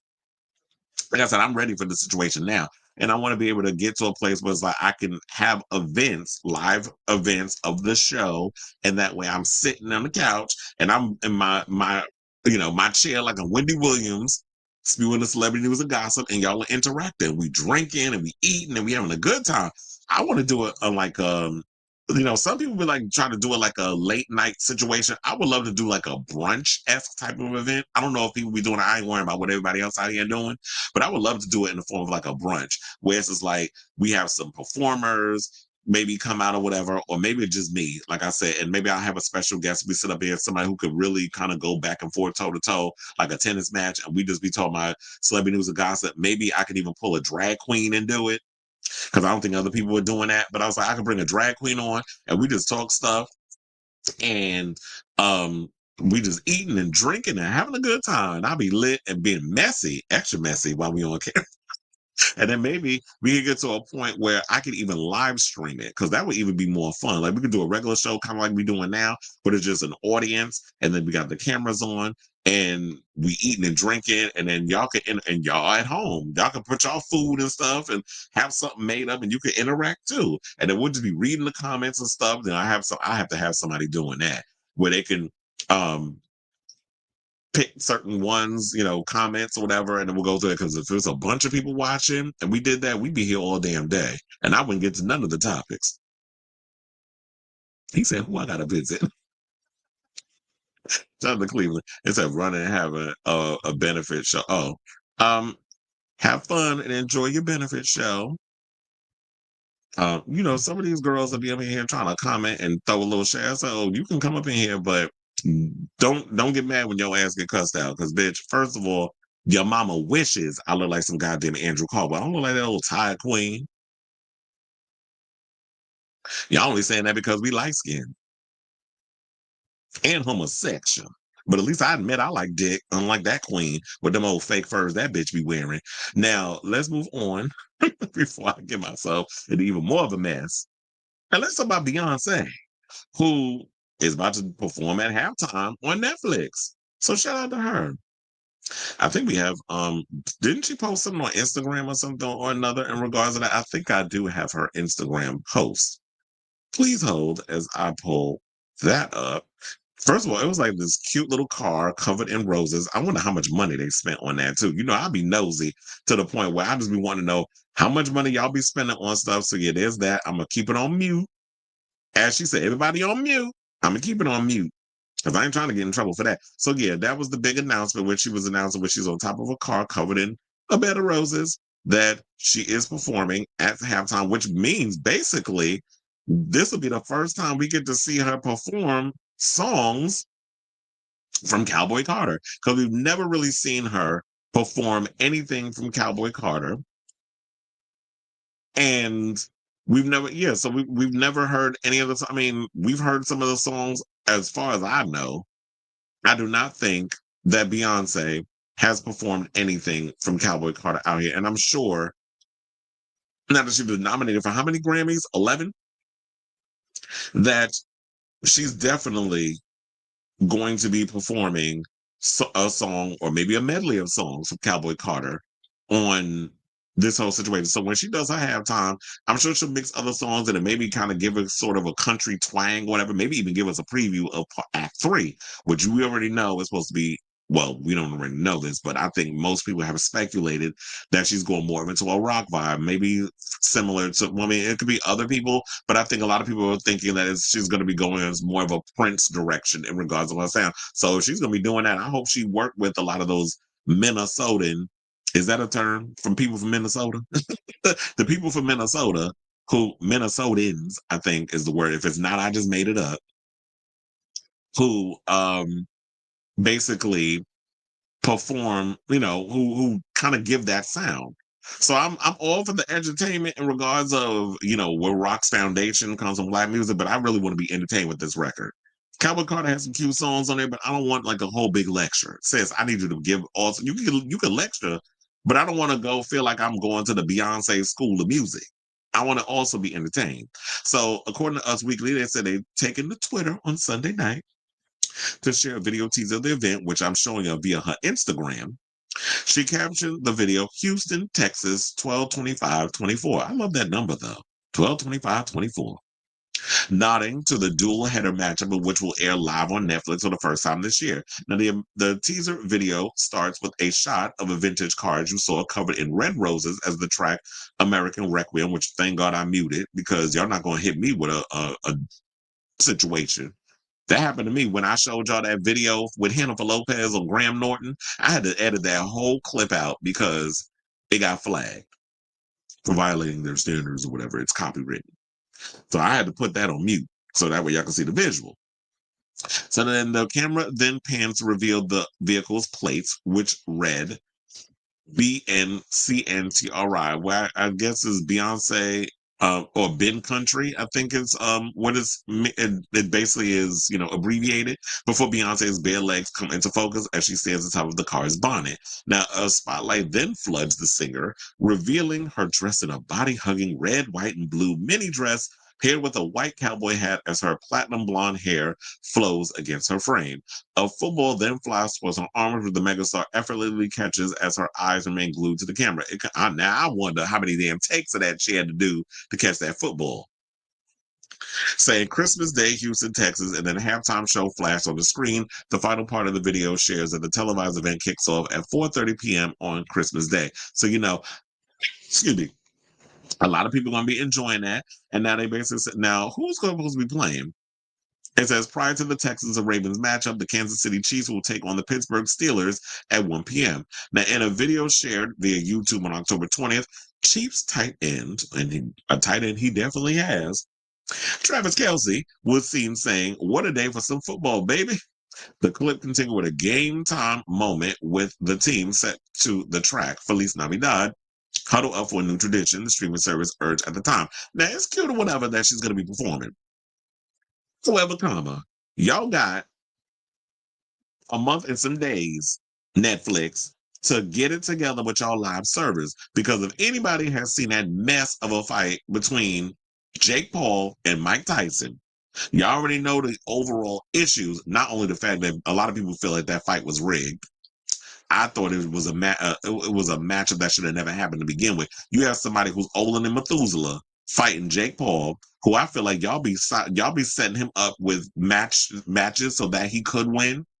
Like, if he's supposed to be this amazing boxer on the level of a Mike Tyson, an Evander Holyfield, a Sugar Ray Leonard, many of the icons that came before this little boy, then I feel like what should have happened was that y'all need to match him up with somebody who, he could actually be even killed with.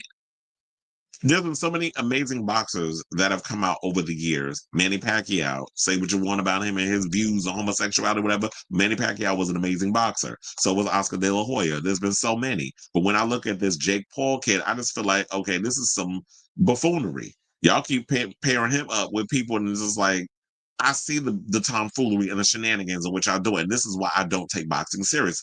I've always been like, my father loves boxing. Like, I grew up always having to watch, like, seeing boxing fights and all this other stuff. My grandfather was big in boxing too. My grandfather was big in sports, period. Like, whenever we would go over to my grandparents' house, it was always football, not even necessarily baseball, but it was always football games on in the house. It was always basketball games on. And my grandmother loved tennis. So we basically were sitting, we would watch that too. So I grew up in a house where it was all about sports.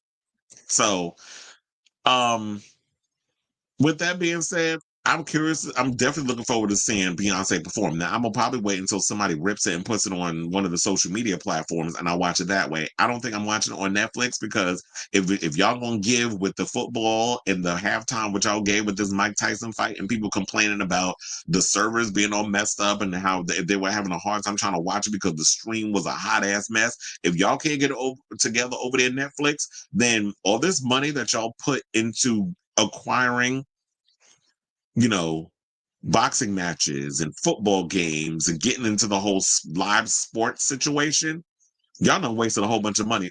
I mean, quiet as it's kept, y'all stay wasting a whole lot of money because I still don't get this whole thing where y'all giving 150, $200 million budgets to movies and you won't put them in the damn theater. You put them straight to damn streaming. The same thing where I understand why Daniel Craig is pissed off with those, like those Knives Out series. You spend 400 some odd million on that IP for it to just be dumped on streaming. When these movies should be in a theater for a couple of, maybe a week or two, maybe a month before well, not even a month, but maybe like a week or two before you put it on streaming. They got that new movie coming out with that looks pretty interesting, Back in Action, with Jamie Foxx and Cameron Diaz came out of retirement to do that movie. But the movie looks like every other generic spy movie that we've seen over 100 years. Not that long, but I'm exaggerating. But the point of it is, even though that movie looks like we've seen it a million times over, I'm not mad at it necessarily because it's Cameron Diaz and it's Jamie Foxx, and you see that there's some chemistry there. So even if the movie is bad, they'll be able to sell it. Now, in regards to this situation, I am definitely looking forward to seeing Miss Beyonce in her performance and what she's going to bring, and seeing for the first time songs from Cowboy Carter perform live, because she ain't give us no video. She ain't give us nothing. We ain't get no visuals, just like we ain't get no visuals from Renaissance either. But I'm definitely curious to see what she's going to bring in regards to this. So I ask all of you this question. What do y'all think of this story? Are you guys excited to see Beyonce, Giselle Knowles, you had to say her whole government, perform at this halftime special for Christmas? I'm probably more than likely, because I am going to be working on Christmas, so I'll probably be at the Garden working the Knicks game, which I'm not that mad about. I don't mind working a day shift and then just be home in time to like eat some food and watch some sports and all this other stuff. But I'm trying to think. Oh wait, I don't know what's going on the day after Christmas, so I don't know I don't know what to think about. But anyway, let me know what you guys think of this story in the comments down below. And I wasn't paying attention because I was trying to look for Miss Madonna. Because that's the next story that we're about to get into. Okay, so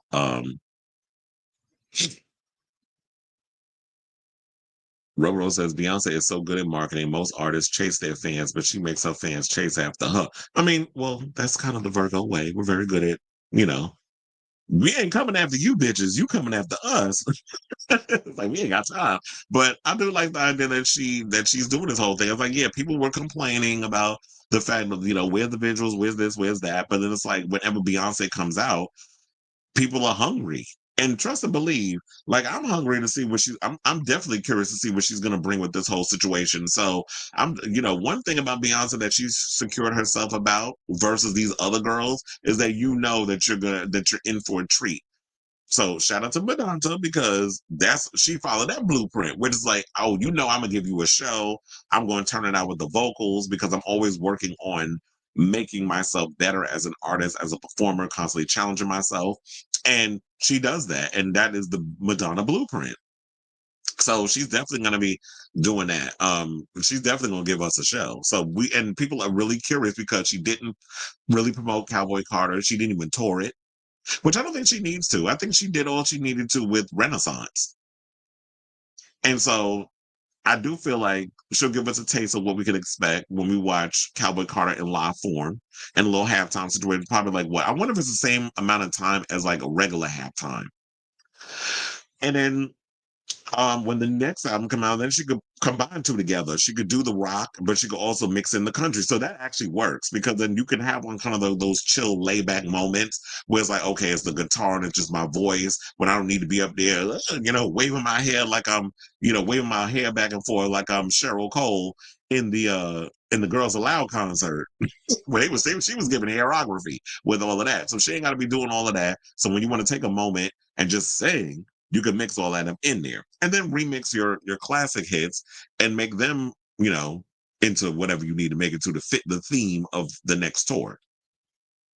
Marcus Freeman gives a thumbs up. Hey. I'm starting to wonder if Netflix gets a tax benefit for not showing certain. I wonder if that too, because I just think that whole idea of not showing your movie in a theater. Now, don't get me wrong, not everything needs to be in a theater. Case in point, that new movie that came out, the Christmas movie with Dwayne Johnson and America's Ass, that should have went straight to Netflix. That looked like a straight to Netflix movie based off the overall tone, the color situation, the way the movie looks. It looked like it should be dumped on Netflix. That's in the theater. That could have been a tax write-off. But then there's certain movies that it's like, okay, now this needs to think. I don't know. They wasn't thinking clearly. Yes, she is in the new Lion King movie, along with Blue Ivy. She's in it as well. And then they also said, can we talk about Charlie XCX revealing if you don't know her, it's okay. There's nothing wrong with being straight. I'm still dying of laughter. Well, we talked about that earlier in the show. We talked about Charlie and her performances and all that other stuff. Is that um Beyonce did the voice of Nala in the first Lion King, and she recorded a song for the soundtrack. No, she is in the new movie as well as what was it? The Mufasa movie, isn't that what it's? Yeah, it's a movie based off Mufasa, right? Yeah, she's in that along with Blue Ivy. And said, will she bring some of the country artists featured in Cowboy Carter, Shabuzi, Miley, Dolly? I would love to see Shabuzi because I really feel like Shabuzi, he is having a great year, but I would love to see him get up there and perform with her. Not everybody in the bar getting tipsy. We don't need to hear that song. I'm tired of hearing that song. As much as I love the song, we can get that song a break. Kind of like Tyler's tired ass need to get that damn water song a break. I'm tired of hearing that song. They had her perform that damn song at the EMAs. I'm like, can y'all retire that? I need her to stop singing about water and sing about some dirt or maybe some sand. Is that the follow up? What is her follow up song? Because I'm tired of using "Make Me Sweat, Make Me Holler." I'm a holler and say stop singing that damn song. That's what I need you to stop doing. But I don't know if she'd have Dolly there. Or if Dolly would even want to come. Dolly look like she don't even want to leave Tennessee. Because every time I've been seeing her on The View and all these other places, she's always via satellite. I'm like, ma'am, do you leave the house? does does she even visit Dollywood? Yeah, I was telling you, I'm a little under the weather. Like I woke up this morning, I had a cold. Last night I was fine. Then it just snuck up on me like a lead balloon. Now, speaking of Madonna, let's talk about her. So I think I shot Robert. I got some tea before he did because I was literally on I opened up Instagram and all of a sudden Madonna popped up and she went and revealed. I don't know. I happened to see this post on her Instagram. I was like, "Oh, we got to make this a story." So she's opening up about the biopic that she's been having a lot of issues behind the scenes with a lot of the powers that be. So, and this was like, I remember it was like 13 minutes that she had posted. And I was like, "Ooh, I had to send them a message in our little Rebel Hearts group chat." Shout out to all the Madonna fans. But anyway, so, and I always call her Madonna because y'all get a kick out of it. So when I be coming out here with my little isms, I got to keep it going. So she said the following on her IG. She said, after struggling for days in LA, listening to producers and agents tell me why I couldn't make my film, and then quotations, but been working on it for 4 years, end quote.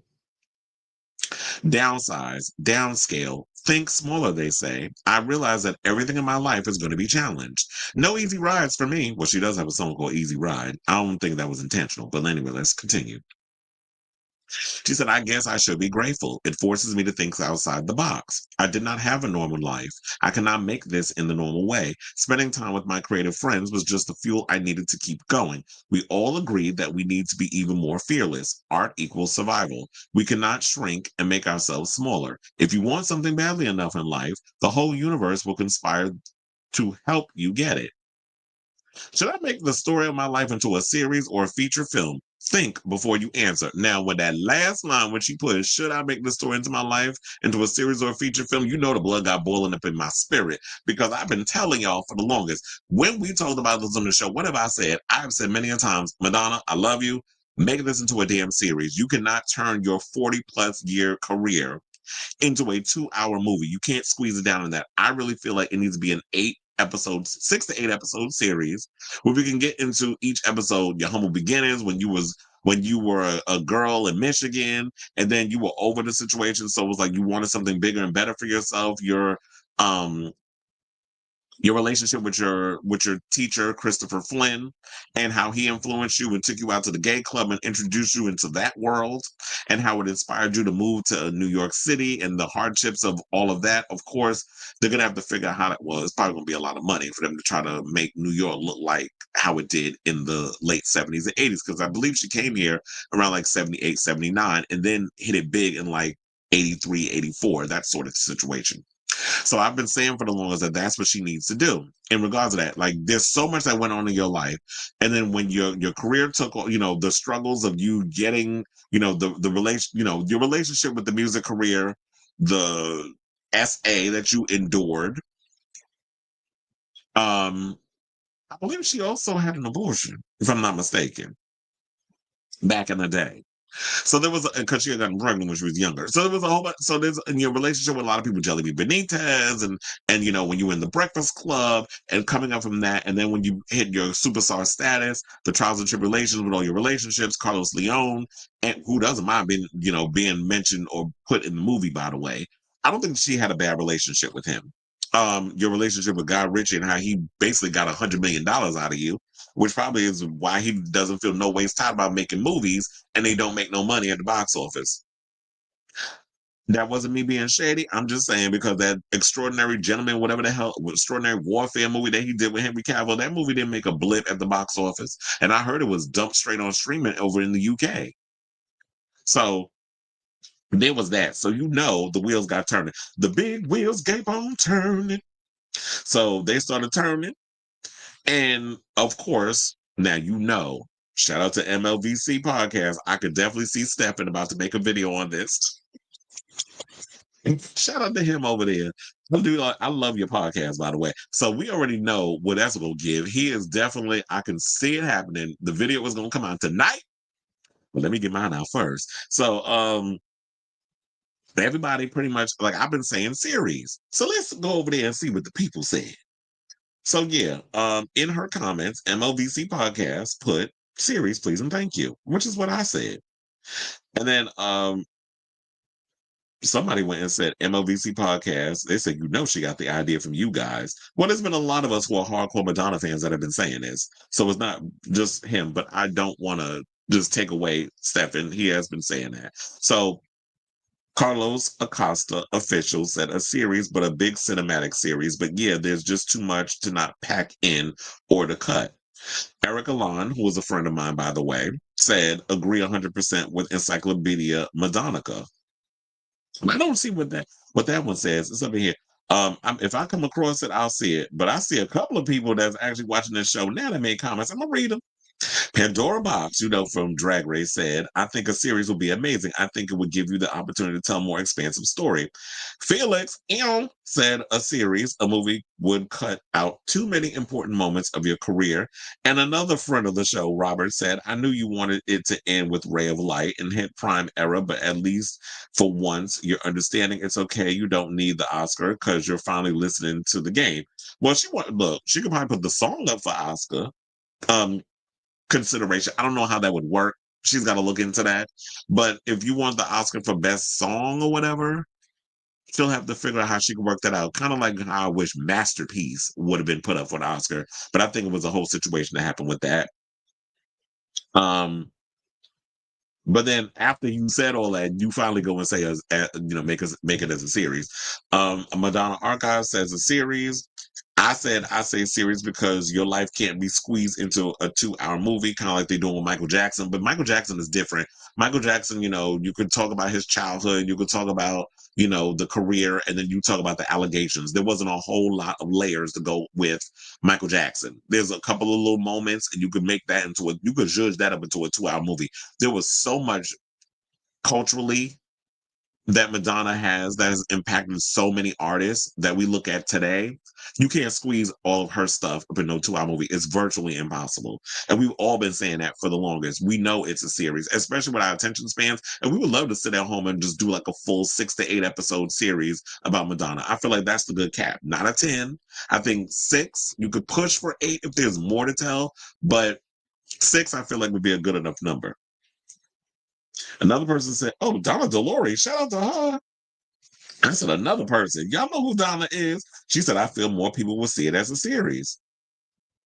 So I feel like, oh no, now we got to read this one. And I think this is what Robert was alluding to in the group chat. So a person that says, the real Travis Otter Lucas. I don't know if I said your name wrong. I apologize. But, child, I don't agree with you. He said a series with at Ryan Murphy Productions, each decade a different season with different cinematography, a whole different vibe, cross between The Crown and something else. The Crown? No. I have ideas at Madonna and Guy Osiri for this. Get some fans on board. No, but no shade, but you are not the fan that we need to get advice from. Because I vehemently disagree with this. First of all, Ryan Murphy is a child. Y'all already was mad with what he did with Jeffrey Dahmer, and y'all was real pissed with what he did with the Menendez brothers. And y'all hate the fact that that man pretty much is more into the sensationalism of celebrities rather than telling their real story. And Madonna is not going to be up in here letting this man, poo-poo on her legacy. Not with his shenanigans and his tomfoolery. I'd rather you get Tyler Perry or Lee Daniels if you want sensationalism and buffoonery. I'd rather you get them before a damn Ryan Murphy.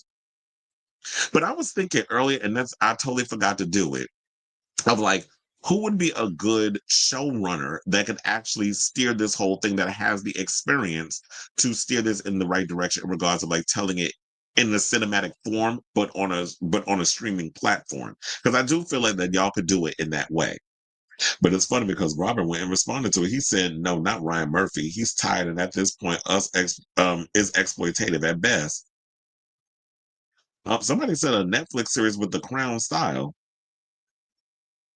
But just so I don't because I don't want to have to sit and keep going through these, but it literally says I do feel like for the most part, a lot of people I've been seeing maybe less on one hand, people saying feature film. I think the consensus has spoken, the great Oz has spoken, the people have spoken, as in the fans. First of all, who's that on the left? He's attractive.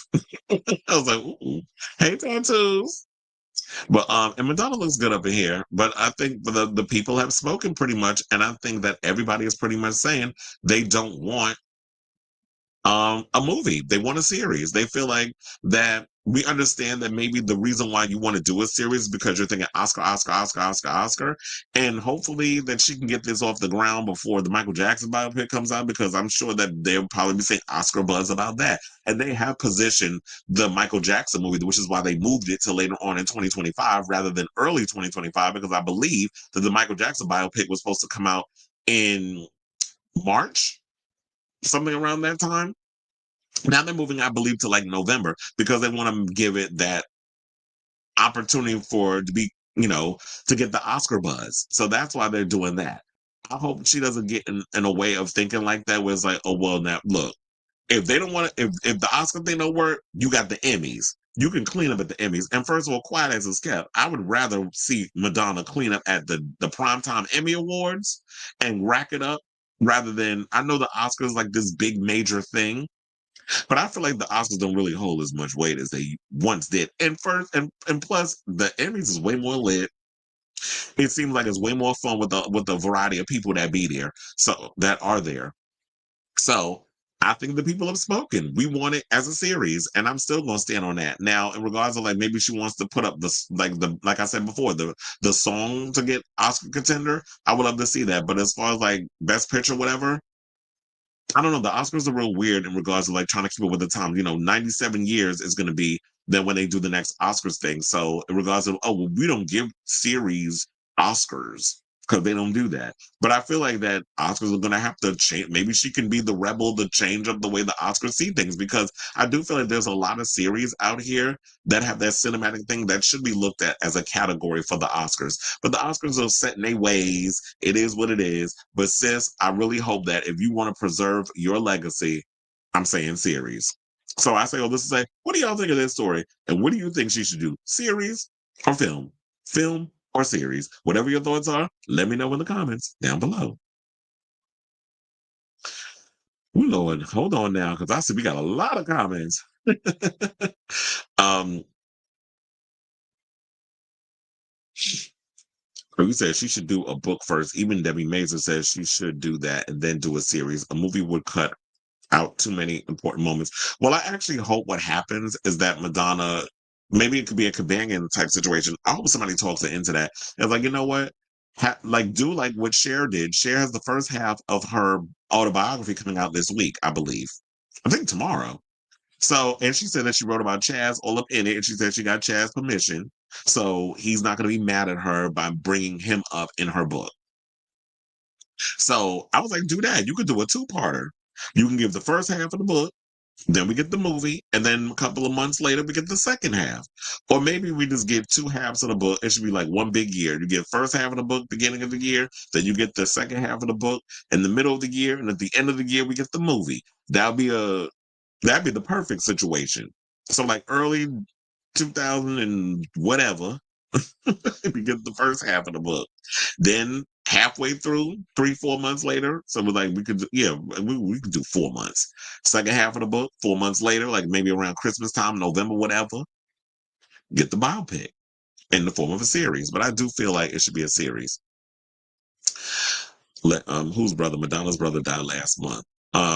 You said Celebration Tour was filmed in April. Where is it? Girls Aloud filmed their show in June, and it's already out now. Madonna, this is why other acts win, because they give it to someone else hands, and it turns out great. That is true. It's like, what is she doing with that? The Celebration Tour should have been available, right? Especially with Christmas being around the corner. It's like, we should be getting the Celebration Tour. I don't know what's taking her so long with that whole situation. So get on it, sis. And I do agree that it did turn out good because I told you I watched it last night.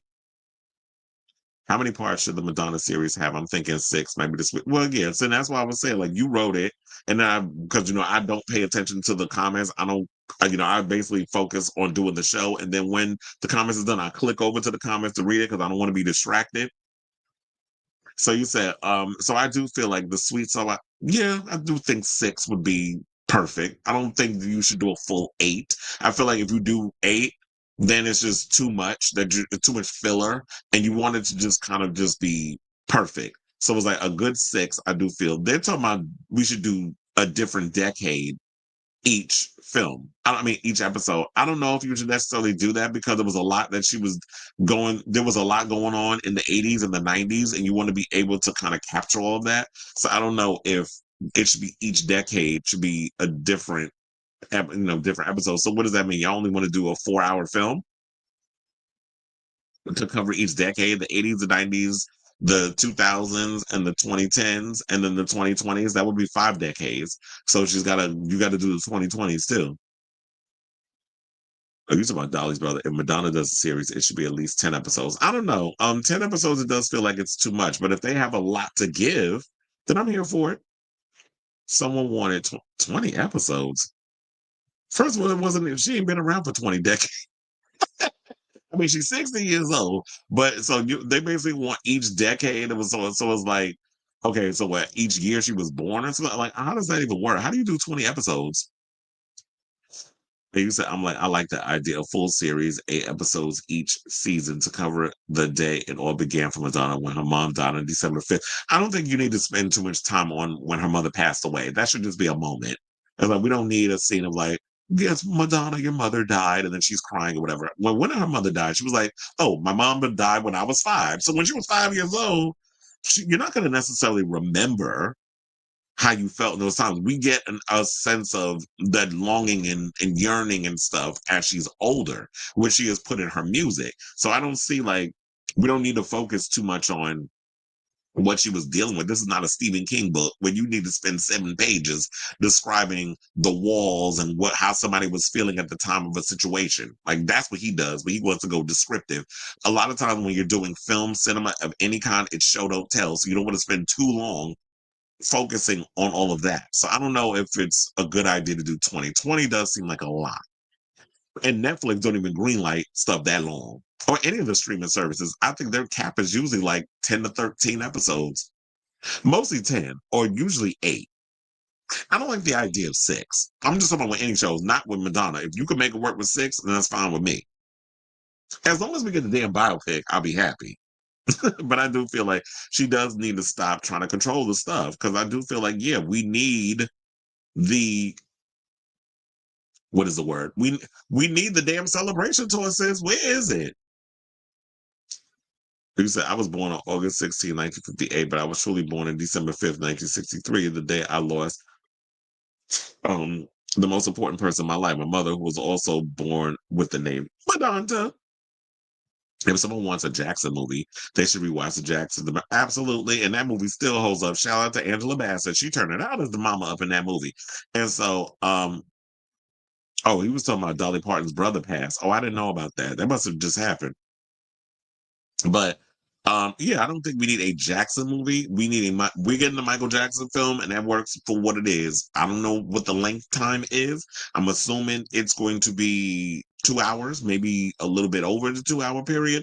But for the most part, we don't need another Jackson movie. No shade, but nobody cares enough about Tito and Randy and Jermaine and all of them.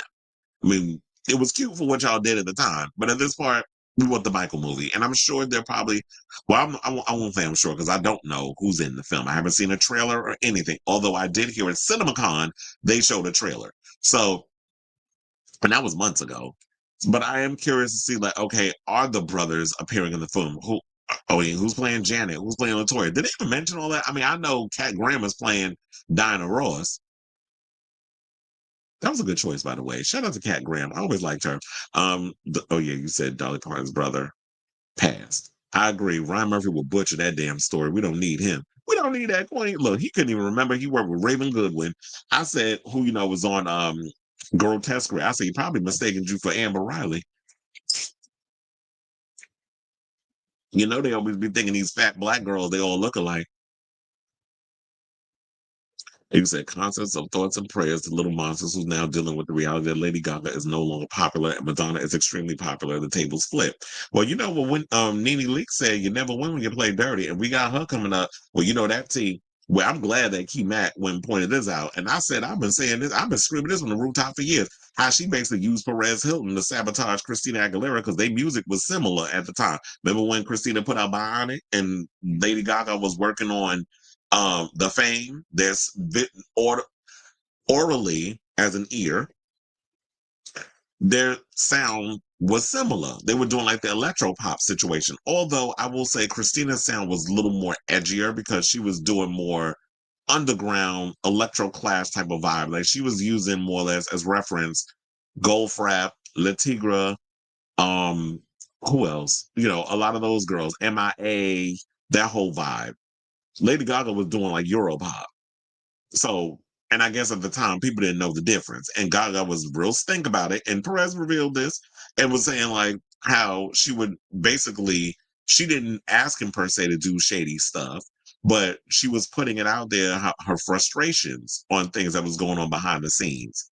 And so he was using his platform because, you know, needy blogger who loved attention and has a lot of addiction. If she'll tell you you're addicted to food and things of that nature, basically was like, you know, I'm gonna go hard for my friend.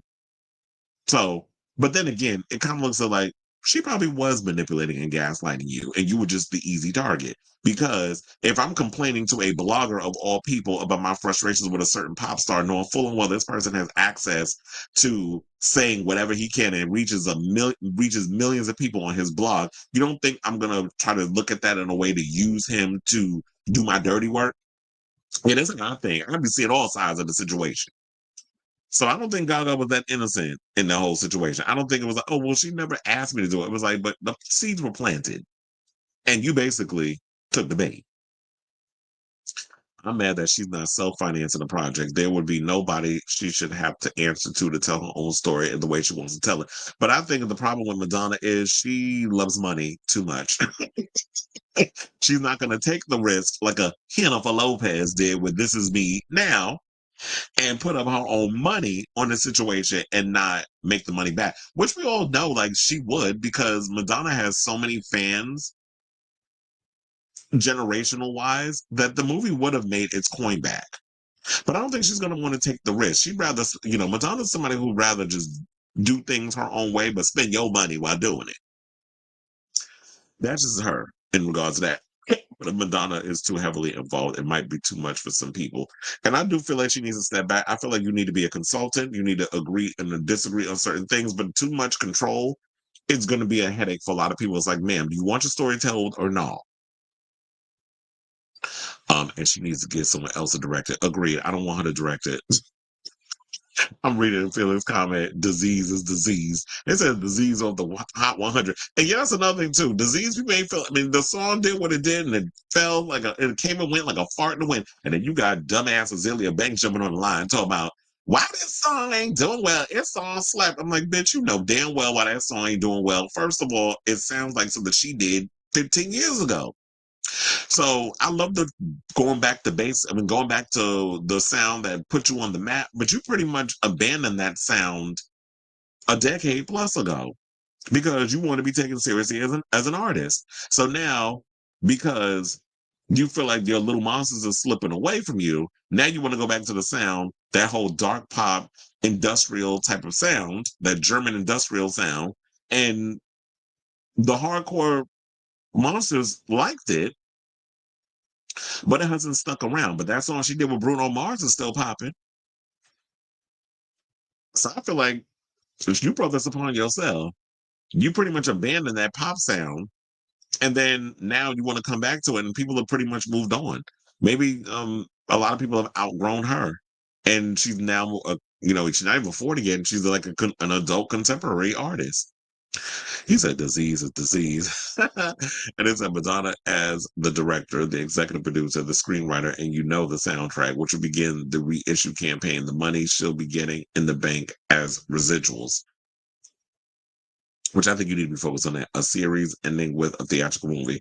That I don't know how that would work because it's like, okay, you got a series, and then the amount of money that have to be put into that, I don't think you could be able to do both. I don't think you could do a series and then all of a sudden it transitions into a movie. I think they're going to be like, it's one or the other. That's another thing too. Like you put the Renaissance tour in the theaters, but you never released it as on a streaming thing for us to watch. But watch her try to release it around Christmas or something or another. It'd be like, surprise, you're getting it around the holidays and we'll get to see the rounds. Because we should have, we should have gotten that by now. I promise you we got the same brain. There might be something to this astrology, man. That's what I said. It might be something. I do believe a lot in that astrology stuff. People still want new music, but she's doing the biopic. Well, she could give us both. I think, look, get in the studio and she been with Stuart Price to give us some music. Why you not out here with like Kylie Minogue? Kylie Minogue ain't stopped putting out music. But maybe it's because Kylie can do that because she doesn't have kids to raise. So she can focus wholeheartedly on her career. And the good thing is Danny has children. So at least one of her siblings was able to continue the whole Minogue family tree. Her babies are her albums. I say 10 episodes because it would. 2 episodes would be focused on the 80s, two at least. And yeah, I could definitely see that because I was thinking that in my head. I was thinking like you can, like if you're doing something about a certain decade, it would have to transition. You could do one full episode, but I feel like half of it could go into the second episode. But I do feel like, yeah, 2 episodes could focus each on each decade. And that would work because it's like she's been around for 5 decades making, as an artist. So we have to include the 2020s. Like you said, then 3 for the 2000s and 2010s. The last episode could cut off with the celebration tour.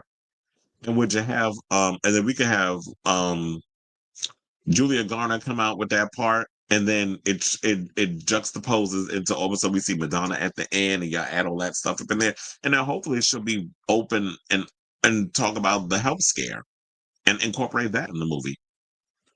He said Bionic is still one of my favorite albums of hers. I do like that record. And they said, well, Kylie uses a portable home studio. She can record songs while she's in the bathtub. And Madonna needs to learn how to use Logic as well. I was like, damn, I need to learn how to use Logic. And that's what she had to learn how to use that during the pandemic. Or maybe Madonna's old school. She was like, you know what? I don't want to have to use all that technology stuff. I'll let y'all handle it. Okay, now speaking of people who need to put out some damn music, let's talk about Cardi B. So now she recently revealed on her Instagram stories, because of course she wasn't going to reveal it on her page, because then people would drag her, I guess, for it. That her second studio album, her sophomore album, is finally coming. I'll believe it when I see it, but let's continue to entertain the shenanigans. She said the album's coming out in 2025 and it will be her year.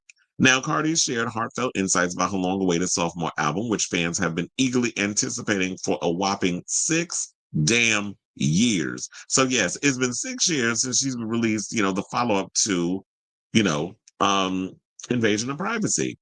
And people are still clowning over it. Now, here's the thing, didn't she get nominated for a Grammy? I heard this year. For what? Because you haven't put out music. Like, why is it because I need to look into that because somebody said that she was nominated for a Grammy again, and I'm like, I didn't hear anything about that. Maybe I missed it.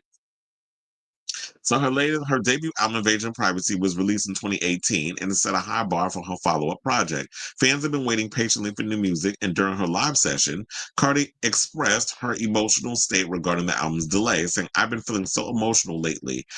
She stated, acknowledging the challenges that she faced this year. "This has been the weirdest year I have ever experienced. I don't know what the F happened this year. I can't even tell you." Well, we know what happened. You was running around with Offset. You wound up getting pregnant. You was cussing him out all over social media. And then you was all over social media cussing every damn body out that says something that you didn't like. Yeah, you was being a Libra. And your Libra was Libra-ing. And that was that. And I did see her. Look, I told you I seen her last week at my job. She was at the Knicks game. So she's been doing a lot of stuff. Plus, you've been out here raising them babies, all 3 of them. So there's been a lot going on. But girl, you do need to get your shit together. Quiet as kept. So then she also reflected on her tumultuous year, which included significant personal changes. She mentioned, "I fell in love and fell out of love and then got a divorce." So is she officially divorced? Or is she just filed, but they haven't gone through the channels yet? And then she described her current lifestyle as one filled with partying. This period of transition has left her feeling overwhelmed, as she candidly admitted, I don't want to crash. Despite the challenges, and look, how many damn albums Megan Thee Stallion put out in the years that Cardi B been making music? And Cardi only has one album. And we get it. It went diamond, congratulations, all that stuff. But girl, if you want to keep being put in the music zeitgeist, you gotta release some stuff. And who cares what people have to say about it? Just put it out, leave it for critiques, and then whatever happens, happens. The problem with her is she worried about people gonna clown her, people gonna talk about her songs is whack, whatever. You're always gonna have your haters, regardless of what team is on. You're always going to have people that are going to hate on your stuff. You can't listen to the noise.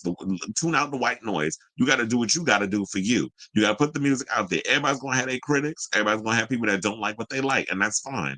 That's what art is. Art is subjective.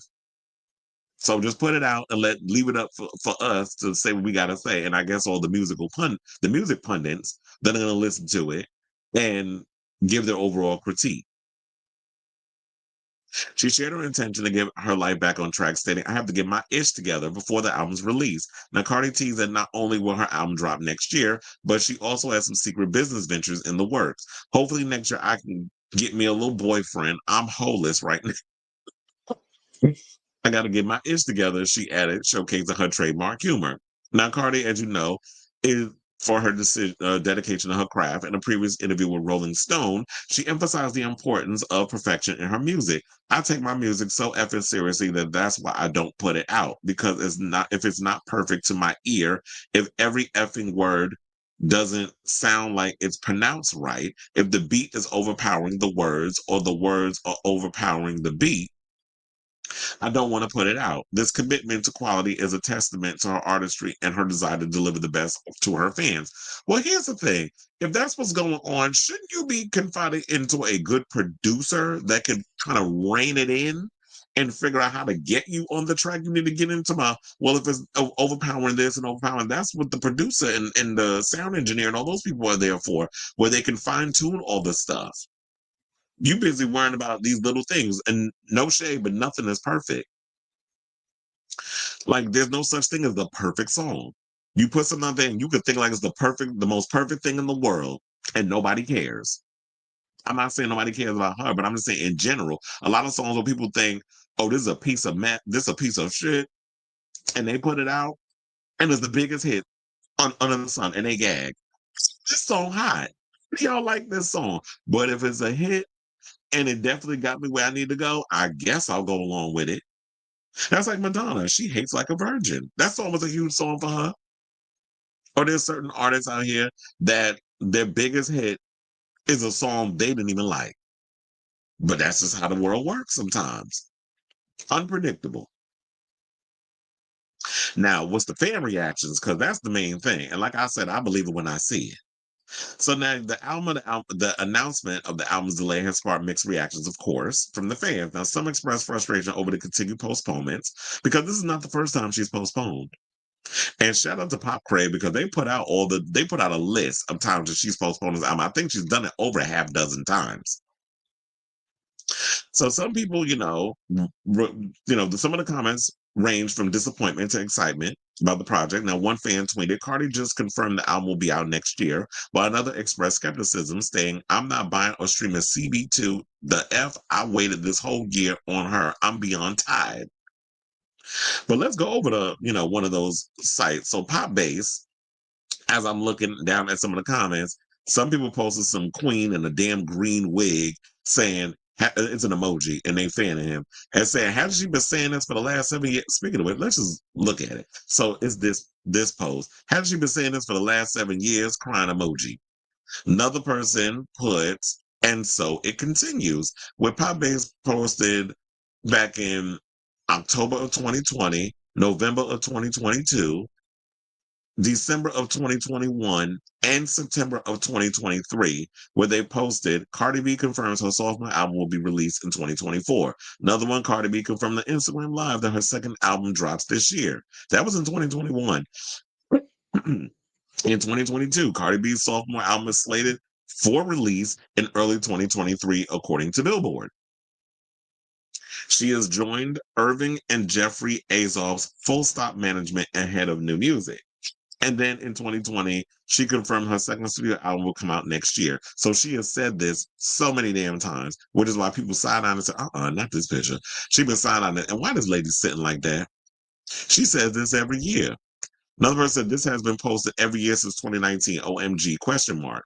Another person said she said the same last year and the year before that, and the year before that, and the year before that, and the year before that, and the year before. Another person said, imagine how tight we are. Another person said, you will be making the same tweet this time next year. So another person said, it must be sad standing a botched liar, like going on a decade and no sophomore album. So and then last but certainly like, yeah, that was this one. It said gag or chop, and they go over to chop. I love how y'all just be sitting out here taking out homosexual vernaculars and using it for your own situation. But anyway, so I guess the people have spoken. A lot of people was like, and pretty much, I guess, feeling like how I feel in this situation. It's like, we love you, Cardi, but this is sort of like I believe it when I see it type situation. Like a lot of people are not buying what you're selling because you've said this so many times, and we're literally in a situation of fool me once, shame on you, fool me twice, you was a damn fool. Like I'm not buying it. So we'll see 2025 when it comes. You know, there's a lot going on. There's a lot of movies coming out. It's gonna be a busy year. I don't know in regards of music who's supposed to be coming besides Cardi B. But when it comes down to the wire, we'll see what happens in regards to that. So I say all this to say, what do y'all think of this story? Do y'all believe that Cardi B will finally release CB2 in 2025? Whatever your thoughts are, or you call her, or you feel like, okay, bitch, I'm tired of your ass coming up on here with the same situation, lying and playing in our face. So whatever your thoughts are, let me know in the comments down below.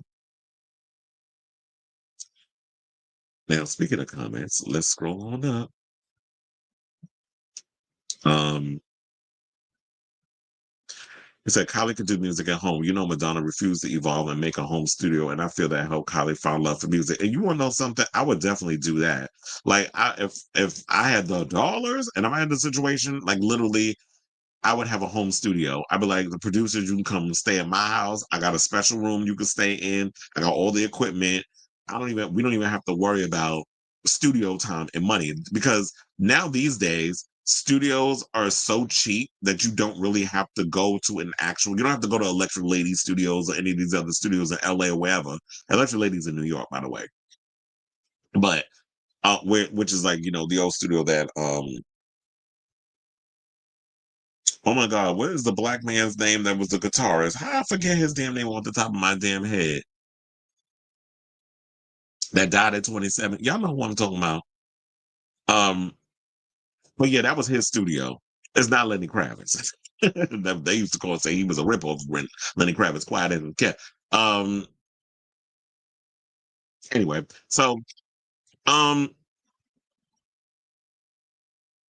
I think that she should have built a studio in her house so that producers could come over and they could basically produce music out of her home. I don't know why she hasn't caught up with the times. Madonna, I live for you, but a lot of times you be acting like a Jimi Hendrix. Thank you. I don't know how I forgot Jimi Hendrix' damn name. Sometimes the brain be, having like a little blank situation. I be having the brain farts. So that's why I'm glad I do the lives because if this was recorded, I'd be a mess up in here. And y'all be like, this motherfucker don't know what the hell are you talking about. Click off. So I do think like she should have caught up. That's why I love Kylie because you definitely see the love in what she puts in the music now. And regardless of y'all know how I feel about these 2.5 minute damn tracks, I'm still mad about those. But in the most part, I like the fact that she has taken her career in her own hands. It's like, I'm not just going to sit up here and rely on these other people. I'm going to record my vocals, send it in, do whatever, and then we can record in my house. I would rather people do that than the other, where it's like, oh, I got to spend time and money in the studio and pay all that back, which I would be against because I'm cheap. But you can just come over to my house. He said, well, remember when Madonna joked about Diplo sending her stems and she said she wanted to call Rebel Heart, where are the stems? Oh, yeah, I do remember that. I said because she had a hard time with them. It took me a little bit to get used to stems when I do my mixes. But I'm used to, well, that's because you got to have time and patience. And we all know Madonna is not a patient woman. She wants everything done in 2 seconds. And it's like, sis, you need to learn to take the time and play around with some stuff. It's like me in the beginning, when it comes to anything remotely new, and my friend David always gets on me about this, which I always have a cackle. He said, if you really take the time to want to learn something, you really can learn it. But my thing is, whenever something is new, I'm always very much against it. That's why I feel like I'm always pushing, like, no, I don't want to do it. I don't want to do it. And then times when I'm forced to have to be like, okay, let me take the time. It's kind of like today with this whole how the new bottom, lower third and stuff looks. I was playing around with it today because I was like, I like the old. I was trying to figure out how to get that the bottom part with the gray and all and the white font and stuff. I like that design. I think it was just StreamYard was just putting something out to try to test the waters. And I was trying to figure out how to do it and how to fix it up. So I started playing around with some of the textures and the color, and I got the little lime blue thing in the corner. I may change them to do lime green in honor of Charlie and Brat and all the other stuff. I was thinking that earlier. So I've been playing around with it and all this other stuff.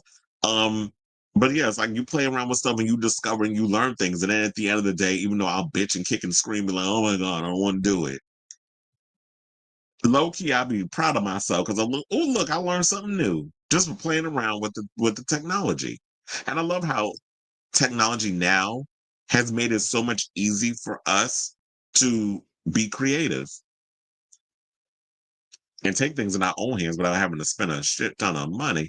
And it said Cardi was nominated for a Grammy. Oh, okay, so she was. Because I was like, I heard that she was nominated for a Grammy. Because I saw one of my friends on social media making fun of her, making fun of Nicki for not getting a nomination. I said, child, you on your own with that. The bar's going to drag you. And he be asking for it. He was like, oh, yeah, no, yet again, Nicki been overlooked for the Grammy. I said, you know what? I'm not getting involved. That's on you. You put that out there and you want to sit and windmill with these damn barbs all day, you go ahead. She probably won't do a new album until her kid. Well, shouldn't they be in school? I mean, it's already November. He said probably another baby popping out in 25, not an album. Excuse me. I hope not. We don't need another day. Oh, you talking about Cardi B. I was sitting there talking about Madonna. Why would I think her 2 children wouldn't Wave and Culture be in school already? I feel like they old enough.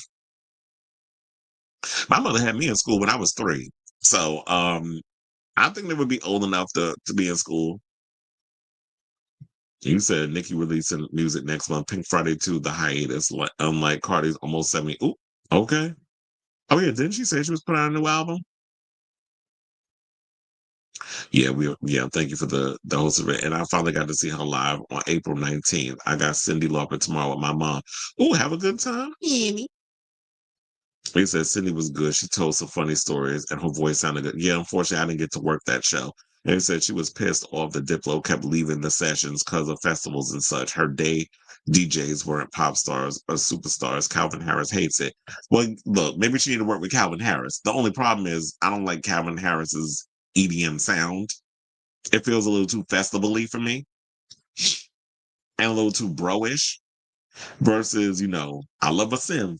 And I like, I like my dance music. I don't like it in that way. I think there are producers that Madonna can work out there with, but she's got to not work with these ones that just be wanting to, oh, I got to do festivals and all other stuff. Or maybe what she needs to do is in her schedule, because, damn, I was going to say maybe she could work with people in the wintertime, but then I forgot.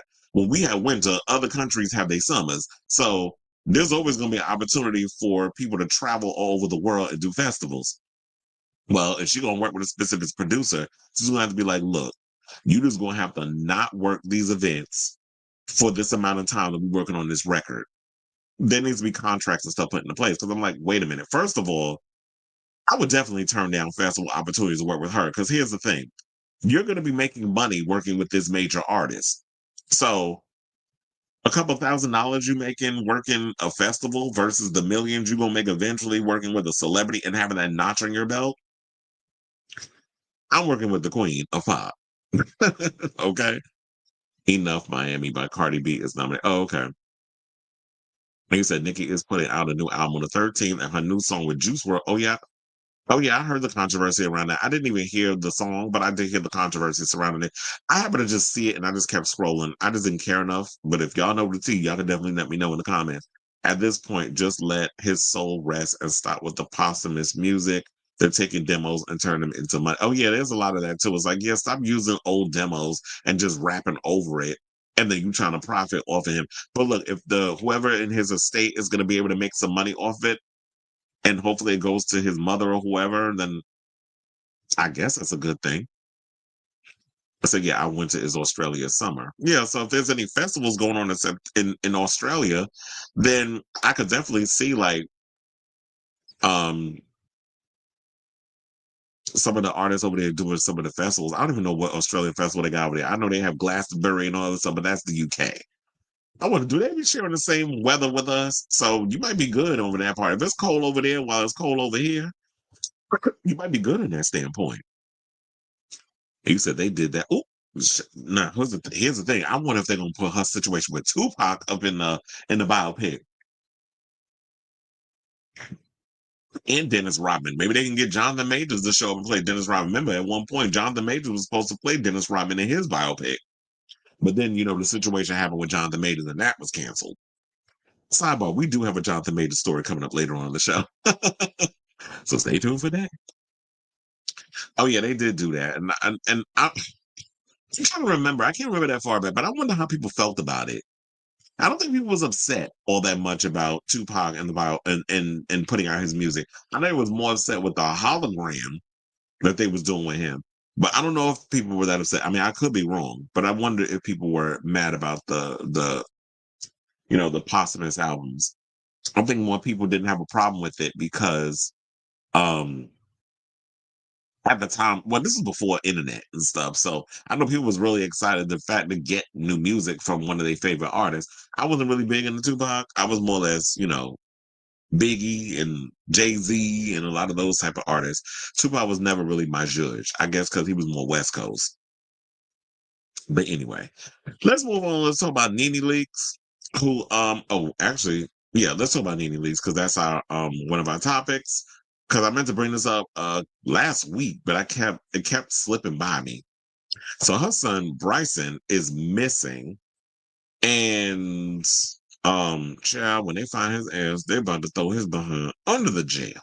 So according to court documents obtained by In Touch, the probation officer who Bryson, 34, was supposed to report to, filed an affidavit as part of Bryson's criminal case. Now, in the affidavit, the probation officer said Bryson failed to report on at least 2 occasions. He listed the dates as August 14th and September 30th. He said that he tried to call his cell phone, but Bryson didn't pick up. Now, in addition, the probation officer said he checked the local jail rosters and determined that Bryson was not incarcerated. A letter was mailed to Bryson's last known address informing him that he needed to check in.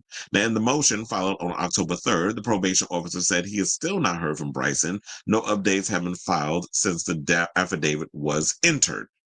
Now, as In Touch first reported, Bryson reached a plea deal in May in his criminal case over possession and giving a false name to police officers. Per the agreement, prosecutors dismissed the possession of a Schedule II controlled substance. Now, Bryson agreed to plead guilty to a misdemeanor charge of giving false information to a law enforcement officer.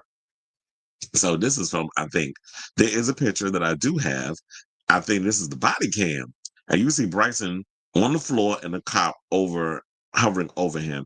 And this was, it says 7/3/23. So this was last year when this footage was taken. Now the court sentenced Bryson to 12 months probation and ordered him to pay a $500 fine. Now that sounds pretty good. Like after all of that, you pretty much was put on probation for a year and you had to pay a $500 fine. But now he done fucked up the thing.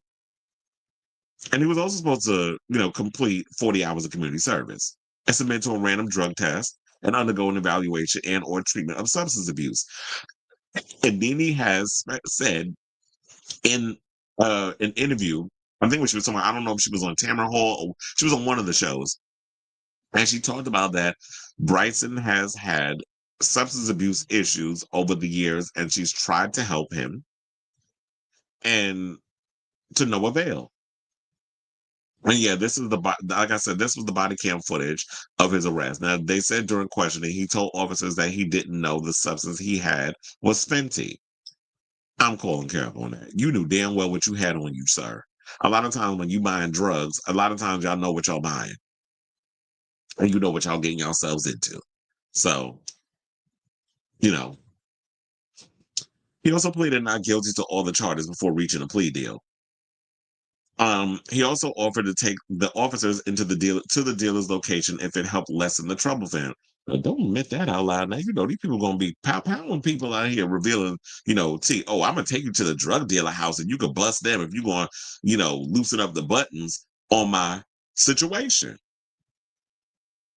So they basically said that he was held behind bars until October of 2023 due to the arrest triggering a probation violation in a separate case. Now, NeNe's son was officially hit with charges over the July 2023 arrest in January. Now, Bryson's attorney, Domingo C. Rumpf, previously told In Touch, Mr. Bryant's criminal case was resolved in May of 2024 via a misdemeanor guilty plea to giving a false name. He continued, after reviewing the evidence presented by the state during discovery, it was determined that police likely did not have a reasonable articulable suspicion to conduct the traffic stop that is shown on the body camera footage. Now, after the probation officer submitted his affidavit accusing Bryson of missing check-ins, the judge signed off on the PO's request to toll Bryson's sentence. So that basically means that his probation will be paused until he checks in with his probation officer or is taken in by a police officer. Now, NeNe, as I said, has spoken out in the past about Bryson's trouble with the law. Basically said he needs a lot of counseling. Like many families out there, I have family members that are struggling with drugs and certain addictions. He has an addiction. He's been in rehab for a couple of times and still has come back and relapsed. I've spent so much money on trying to get Bryson where he needs to be. But every time I've sent him off is because I said, you're getting your ass up and we are sending you off. But I learned through counseling myself that he has to say, I'm ready to go, not me making him go. So until Bryson is ready to make a change, it's nothing I can do. And she's absolutely right, especially when you are caught up in addiction. You don't know until you have somebody in that situation. You can help that person till the cows come home, but it's not even about them. It's about you. You don't want this child out here. You try to do whatever you can to save your kid and get them on the right path. But if they're not ready to go, then if they're not going to put in the work to help them get to the place that they need to get. And Bryce, to me, is someone who needs to hit his rock bottom for him to realize this is not a game. You need to straighten up and fly right, and you need to get your mess together. And I don't think he's there yet. And so until he gets there, you're just at a, you can still keep a lookout and worry and be a mom and stress out about your child, but you got to live your life. And he's got to be the one that has, as they said in the Matrix, I can show you the door. You're the one who has to walk through it. So I say all this to say, what do y'all think of this story in regards of NeNe's son, Bryson, getting caught up out here and now he's in hiding or he disappeared or something that happened? I hope the worst didn't happen. I hope he's not like not in the union no more. I hope he's still out here breathing, that they will find him. And I hope that he does get the help that he needs. So let me know what you guys think of this story in the comments down below. Now, in other housewife news, let's get into this situation of Bethany talking about the Real Housewives reboot of New York. I would have showed y'all the TikTok where she went in on them, but it was deleted.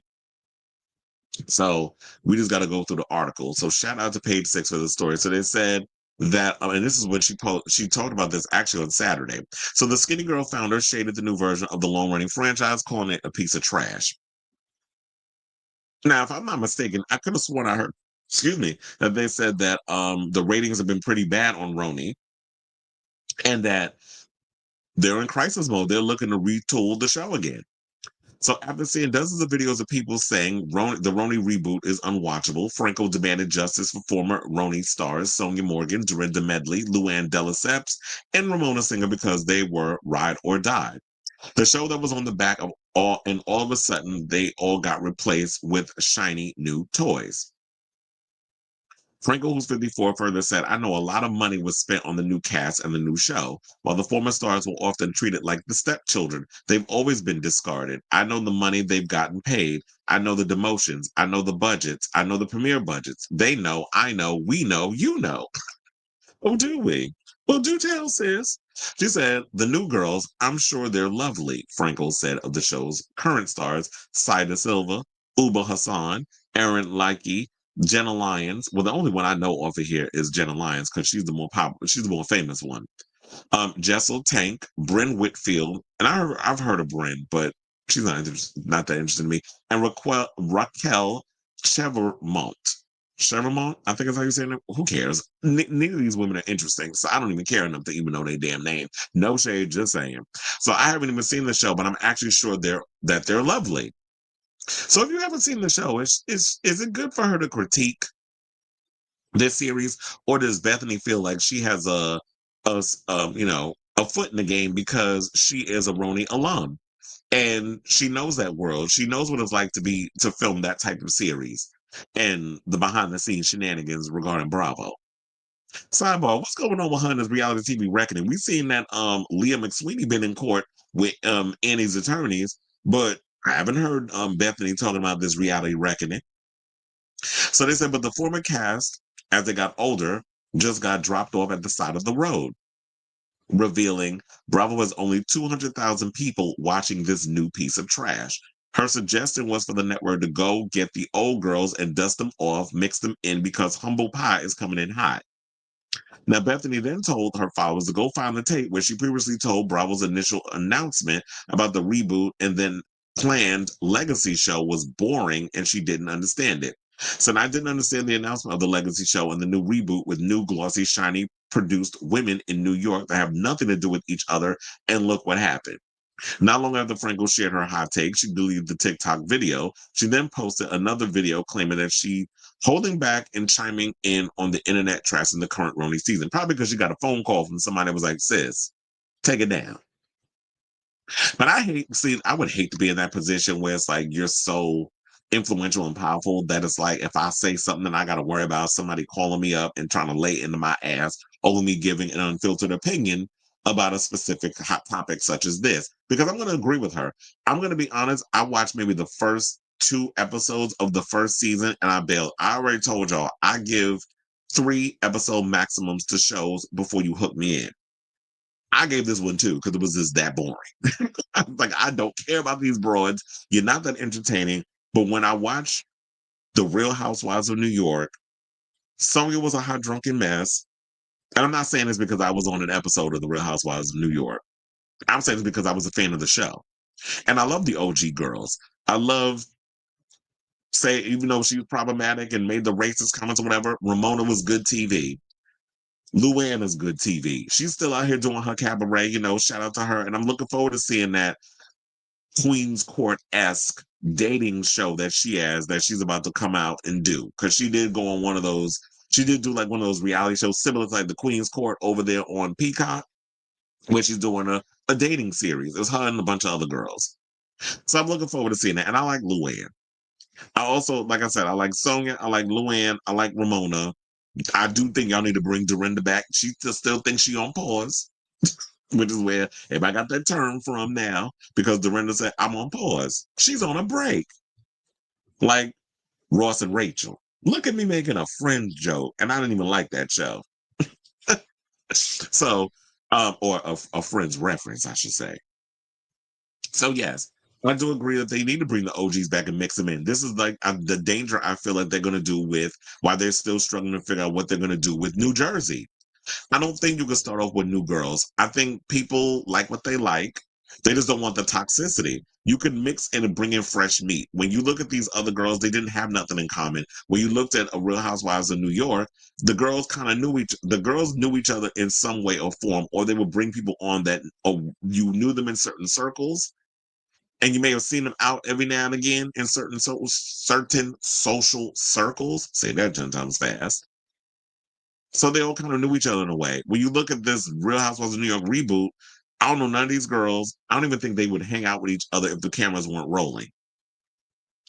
Same thing with Beverly Hills. They all kind of they all know each other in some way, shape, or form. The minute you start changing up the formula, people don't want it. So y'all need to figure out in regards of how to make New York interesting. Look at them. Dubai has been put on pause because none of y'all are watching it. Atlanta, we'll see what they do with that. This was a thing I forgot to bring up in regards when I was talking about the King and Moore situation. That even though she was fired for showing that girl nude and stuff at the salon, what are y'all gonna do with the King and More episodes? Are y'all just gonna completely erase her from the thing? I feel like personally, you need to include all of what she filmed, and we get an idea of what happened behind the scenes, and see all of that play out into the show. And then maybe in a reunion, not have her there, but she has her special one-on-one where she sits down with Andy or whatever, and we get the behind the scenes of that. We already know she went on Tamara Hall and gave her interview, but for the most part, I feel like she should be. We should get. I was gonna say we should get what had happened, but she told what had happened already. So we'll have to see how they work that out. But I don't feel like y'all should just erase Kenya completely and not give us what we need to see out of it, because I feel like, will the fans even want to tune in? I feel like the icing on the cake, just to get people at first to want to see it, would include all of what y'all filmed into the show, including the King and More stuff. But I will say this, I'm upset that Bethany took it down. Maybe it was good reason why she took it down. But I would have loved to have seen, that's the current cast. Look, they all look fashionably fabulous, and I'm sure they were probably paid a whole lot of money to come on here.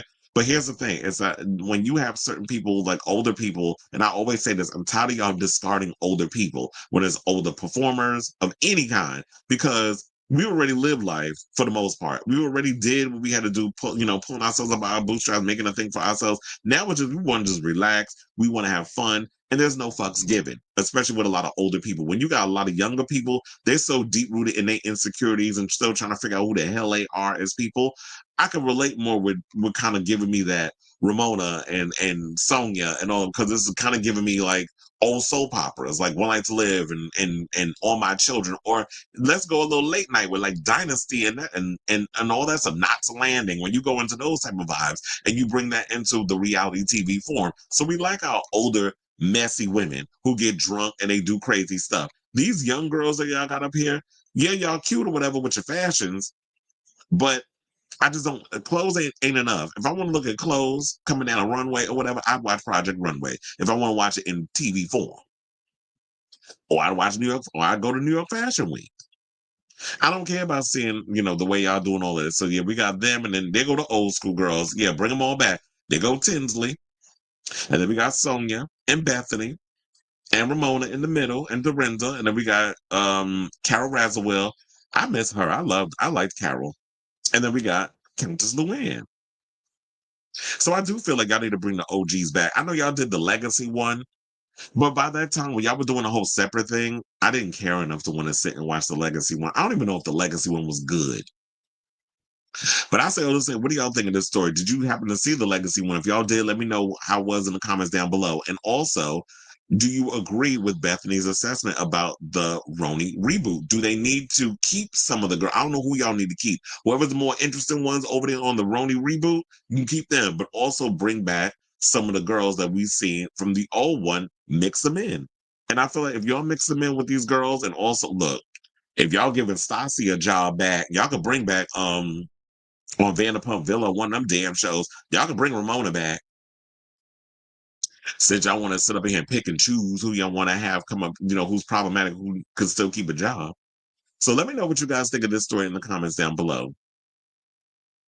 Okay, now before we get to our final three topics, I need y'all to do me a solid. If y'all have not already, can you please hit the like button and that subscribe button, and also smash the notification button to help along with the algorithms and things of that nature, so that way you know when we go live with a brand new episode of Chris Avalon Unfiltered. Because yes, before the end of this month, I want to hit 2K. I'm almost there. Like maybe a couple of, subscribers from finally hitting 2K followers. It's been an uphill battle trying to get, a lot of subscribers and things of that nature. And it definitely helps with my monetization. So I'm trying to build this little independent show. And so far it's working. And I definitely appreciate all of you that tune in, that sit and watch and subscribe and support. So yeah, that's what I'm definitely trying to do. I'm definitely not trying to do it. Do not. There's no try. That's what Yoda would always say. But what I'm doing, trying not to say that try word. What I'm doing is building this channel. So I'm trying to I can't even help myself by not saying the word try. Damn it. Help me build this channel, bitches. Is basically what I'm saying. Um, who was the toxic cast? Uh, oh, you said well, who was the toxic cast? Oh, they talking about you talking about, well, they said the Real Housewives reboot cast was boring. The toxic cast, I guess, was some of the people that was on the legacy cast, where you had Ramona allegedly saying some racist stuff towards Ebony K. Williams, who, shout out to her, she just had a baby. And, when they had the first black girl on there, I said, first of all, um, were you saying who was the toxic cast on Rona? Yeah, that's what I'm telling you. So well, were they really, I don't know if they were toxic though. I mean, I enjoyed the show. I mean, maybe there was some behind the scenes shenanigans that was going on. And I told you I did do an episode of Roni when they did the Big Apple Circus because I worked there. So, but I can fun with them. Yes, thank you. Oh yes, you said Roni. But anyway, let me get off this and let's get into this juicy one. This one I was really looking forward to getting to. I was like, wait, where's the my banners? Thank you. Okay, let's get into this NLE Choppa story. So, he recently did an interview with Miss Carisha over there at Carisha Please.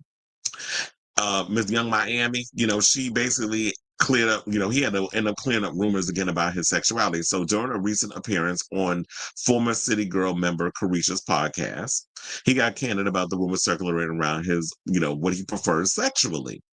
So I was thinking about doing the gay magazine post. I mean, I may still refer to it, but see, and this is why I keep Twitter on standby because they be having the clips. So let's go over to the Twitter. Let's pull up this clip, and then we'll come back and talk. Please hold. Are you bisexual? No. No. But it's plenty of respect for those who is. But me personally, I just feel like I love women. I love women when it comes to intimacy. I love them extremely. Mm-hmm. I love women. I love all people though. I love bisexual males. I love gay males. Mm-hmm. I don't mind them. They don't do anything to discomfort my space. But when it comes to my preference, when I'm laying that law down, women. Okay. So how do you feel about having like a big gay following? Because I know you do gay pride events. Yeah, I'm appreciative of it. Mm-hmm. I'm appreciative of it because at the end of the day, I feel like we are taught to not show love to people because they walk a different life. Mm-hmm. Who taught that shit? Who taught that people supposed to show hate in any instance? Mm-hmm. God don't do that. God is love. What the hell is we showing hate for? He would never. What would God do? When you put yourself in a situation, you say, "What would God do?" I think that's how you should move and operate. Do I live a certain way? Is that certain shit that goes with my morals? No. But can I judge somebody for how they doing? No, I can only approach them with love. Right. That's all I can do. I can approach them with love. It don't bother me. Well, you know what? I wish more people would pretty much follow what NLE Choppa says, where it's like, you know what? I don't have a right to sit up out here and judge people. And I believe, if I'm not mistaken, isn't he like, does he have like a gay brother or whatever? So people, when they were asking that question, and I'm going to get on Carisha Bird Brain behind in a second, but I love the fact that he is someone who is young and very much open-minded in regards of, you know what, I have a love and support for my, my queer fans and that sort of other. And I feel like when Carisha be asked these type of questions, she the type of girls that make like straight men feel insecure about having gay friends. Because I feel like for the most part, men do not have an issue. For the most part, I'm saying, do not have an issue having gay friends. I have a lot of straight male friends. I'm not interested in them sexually, because I respect boundaries between my friends. If you are someone who is straight and you don't like dick, you just straight up like coochie, I respect that. And they respect me. And we make jokes, like they make little gay jokes towards me because they're my friends and there's an understanding and a rapport with each other. So we have our boundaries that we understand. And I wish that there were more people that were like that. And I feel like there are a lot of men who are comfortable in their skin and very secure with who they are. And I feel like there's some guys out here, they like the attention from the gay boys and they like the attention from the women because they like attention.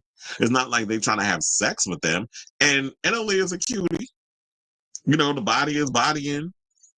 And I'm sure there's some people out here, there's little deeply insecure, you know, rhymes with maggots that want to run around trying to feel like they can run around and try to bag a straight dude. It's like, I ain't got time or energy to be trying to run after somebody that don't want me.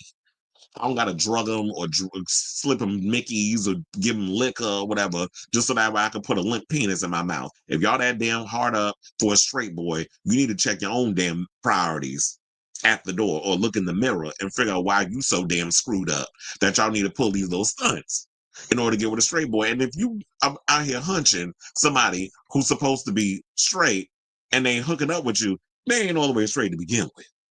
Because I know many of straight people that I've straight guy friends of mine and relatives that I have taken to gay establishments, and they secure enough of who they are that they're not bothered, that they can occupy those spaces, but are secure enough to know who they are and what they will go for, and will not hook up with no dude. So real men understand who they are and are secure enough in themselves that they don't let all that outside noise bother them. But then you get girls, you know, bird brains like Carisha, but you got, are you bisexual? Because according to some people, he's pandering to the homosexuals. So we have somebody who said NLE Choppa is not gay baiting. Y'all just used to straight identifying males being support. Y'all just aren't, used to straight identifying males being supportive allies. And this became because a lot of people feel like he's been queer baiting because he's been frequently performing at pride events and speaking so openly about the queer community. And let's also not forget, there was that one little snafu that, oh yeah, so his brother is gay, because somebody did say, I love how he made his point and didn't even mention his brother's gay. So that's what it is. It's like he has a gay family member. So with him doing that, you know, he's going to be open-minded and supportive. I mean, there's some people that are bigots, whatever the case was, but you know what? He was raised right. So, you know, he has performed, you know, he has defended his stance, but people always want to call him zesty or sassy or whatever the case is. And y'all be so late and tired and delayed and slow, short but slow, when y'all be so quick, oh, he's zesty. Oh, he's sassy. Like, y'all always try to use it as a slur for when y'all want to call somebody gay. When some of y'all, half of you bitches need to check your damn baby daddy and worry about that.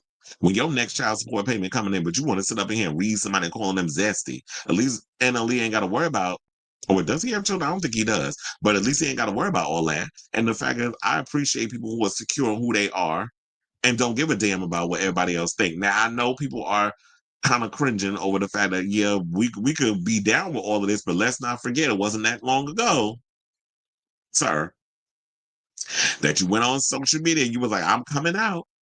And then you posted this little photo shoot of you, which I was living for the clothes, but you was up in there talking about, I'm coming out. And it was like, okay, now that feels a little queer baiterish. It feels a little pandering. It does feel like you're doing it. You're going into that. And here's the thing. What I love about people like NLE Choppa, is that, I said chopper like I'm white. Choppa is that, or speaking proper English, I should say. But it's like, he is one of the rare breeds, and we're seeing a lot of these younger generation artists who are comfortable in their skin, who have no problem performing at pride events. Like, I'd rather an NLE being there versus some straight person that comes up into our establishment and will take our coins, but we ain't nothing but a bunch of damn sissies and punks behind the scenes. But you here for that, but you got your hand out for that $22,000, how much they paying you to show up at this event. So to sum this all up, I basically had to write down what my own thoughts. Here's the thing. I really think like the question that maybe she should have asked, you know, if he really appreciates his gay following, or is he grifting to the gay community because he's attractive, loyal, and we as gays have a disposable income. I just feel like a lot of times that she's just a chicken head with a talk show, as I like to call her, a damn bird. So I don't feel like she had a vernacular to really put this question together. Instead, I guess it's easier to get people to go, well, are you bisexual? But me personally, I don't get bisexual from him. I would have also asked why, like I said, about the whole post about the I'm coming out situation, like that's what she should have went in on. But the thing that annoys me is that, when secure straight men show love to gay men, women get jealous and want to question the men's sexuality. All of a sudden they zesty or they sassy or quiet as it's kept. Some of these secure pretty boy types love the attention they get from other men. I also think when women like Carisha gets these type of questions, it prevents other straight male performers from wanting to perform in gay spaces. Because we've been saying it for years. We would love to see like and I'm using as examples, we could use like a Usher, a Chris Brown, a Tyrese, any of those type of people, or other rappers to come and perform in these other places and have that allyship. But also, I'm gonna throw a little dagger at the queer community, specifically like the gay Black community and some of you white ones too. Why aren't we reaching out to the out artists that are actually making music for our community? Why are we always looking to the allies to come to our shows? Is it because y'all feel like it's not going to draw a big enough crowd or people aren't going to be as entertained? There's so many out rappers. There's so many out R&B singers, dance performers, just artists within our spectrum that would like the opportunity to perform on these stages, but they're not given the opportunity to perform in our gay spaces. So I wish we will put the, invest the time, the money, and the energy into our artists that make music for us. I've been saying this for the longest because it gives self-hatred tease in a lot of situations. But I do have a couple of comments from Gay Magazine, which I did see, for me to reference them. That's why I first saw this story over there. And some of the people in the comments said the following. They said, well, someone says straight people are obsessed with sexuality way more than LGBTQI. We don't sit around talking about heteros the way they talk about us. Quiet, ain't that the damn truth? Is that we don't. Y'all sit and worry about who dick we sucking or who getting what surgery where. Why y'all so obsessed with the trans and the gays? And them maggots, they be the main ones that be low key trying to get down with the get down. At least with us, I think it's just envy because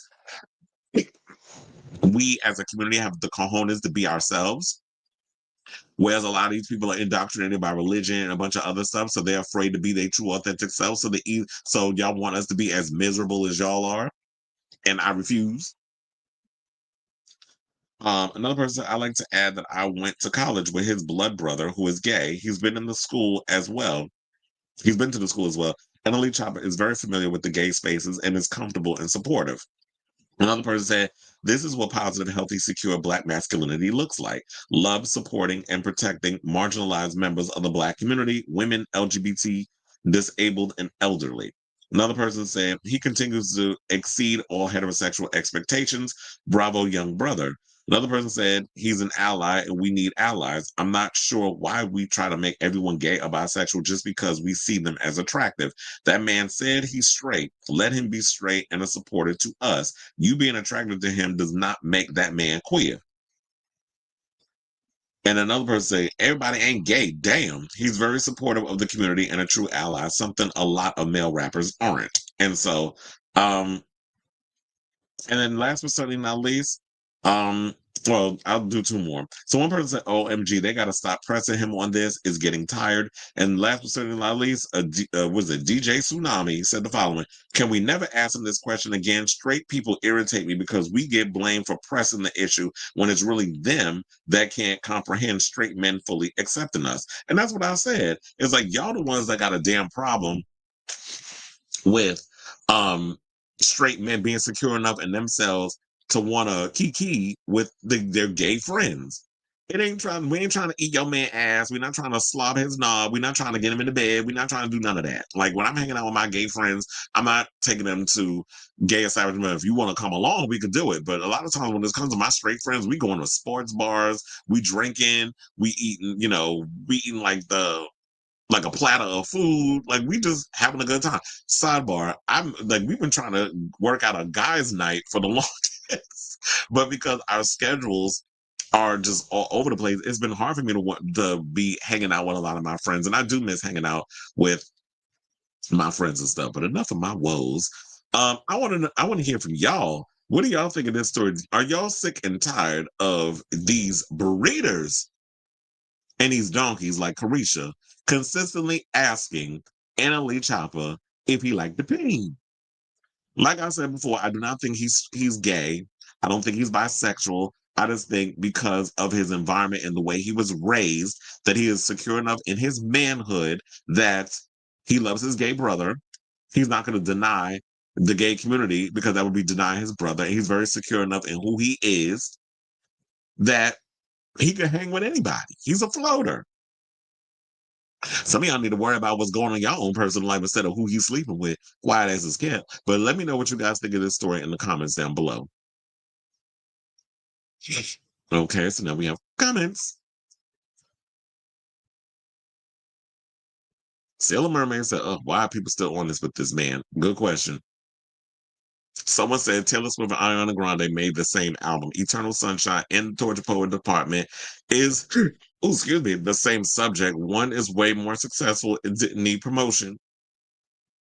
Well, look, Ariana gonna have a huge hit on her hands with Wicked this week.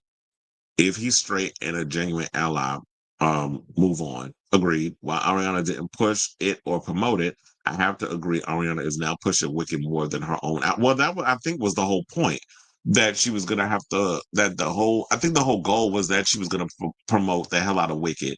That was where her priorities were. I feel like maybe Eternal Sunshine, even though a lot of people say that's the best album of her career, substance wise, I think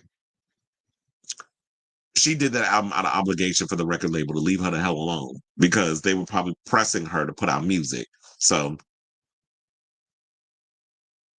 what's my Chris Brown? Not no damn bussy. I would never want to see him at a Pride event. First of all, that queen said that he turned down $250,000. I think, first of all, if this is a true story, the person who offered him that money should have the shit slapped out of him or them for even thinking to offer someone like a bussy, mad ass, homophobic, transphobic ass that kind of money. And you out here groveling to Trump for a damn pardon. You'll go sit your old field slave looking ass down somewhere. You said better him than Nick Jonas. I'll never forgive him I'll never forgive for using a. Oh yeah, there was a lot of that queer baiting mess going on with Nick Jonas. And don't get me wrong, the temptation to hit that is there. But I agree, he was a mess. And that whole using of us in the community, it was like, boy, if you don't go sit your tie behind down somewhere. So I do agree with that. All right, so now let's get into Lil Nas X because apparently he got himself a new man. But I heard some of the people out here was mad because he was white. I said, oh Lord, here we go. So there were some rumors going around. The Grammy Award went. Wait, Lil Nas X won a Grammy. Where was I? So anyway, oh yeah, I forgot for Old Town Road. Where the hell I been? I forgot. But anyway, let's move on. So Grammy Award winner Lil Nas was seen in Studio City in LA with his arm wrapped around this young guy by the name of Cody John. Never heard of him, by the way, but okay, we'll get into him. And I seen all the gay blogs trying to get deep into who is this Cody John guy. I want to see if I think I saw it on one of the sites. Ooh. Oh, I see a new story about Madonna, so I'm gonna have to save that for tomorrow. But we gotta focus on this story. But anyway, I can't find it right now. Let's just focus on the Lil Nas. And so they said the photos originally published by TMZ. The Montero singer is shown planting a kiss on John's cheek with an Australian singer that's why I never heard of him. He's from Australia. The Australian singer responded with a part smile, part grimace. In several of the snaps, Lil Nas is living up to his playful persona by swinging around a pole. Now it kind of makes me wonder if he's doing all of this is because you're trying to bring attention to your music or whatever the case is. First of all, I think we have a picture of the guy. So hold on as I pull that up. So yeah, that's Cody John right there. He's a little cutie. His glasses. I don't think that's the photo of him and Lil Nas X. We see him running. I noticed like obviously, didn't I tell you now? Y'all literally trying to dress like how I used to dress in the damn 90s with the sleeveless long shirts with the big baggy pants. Like I dressed like that in the 90s. And I see that look is starting to come back. They said it's not the first time the two stars have been spotted out and about together because they were recently at Adele's residency in Las Vegas early in the month.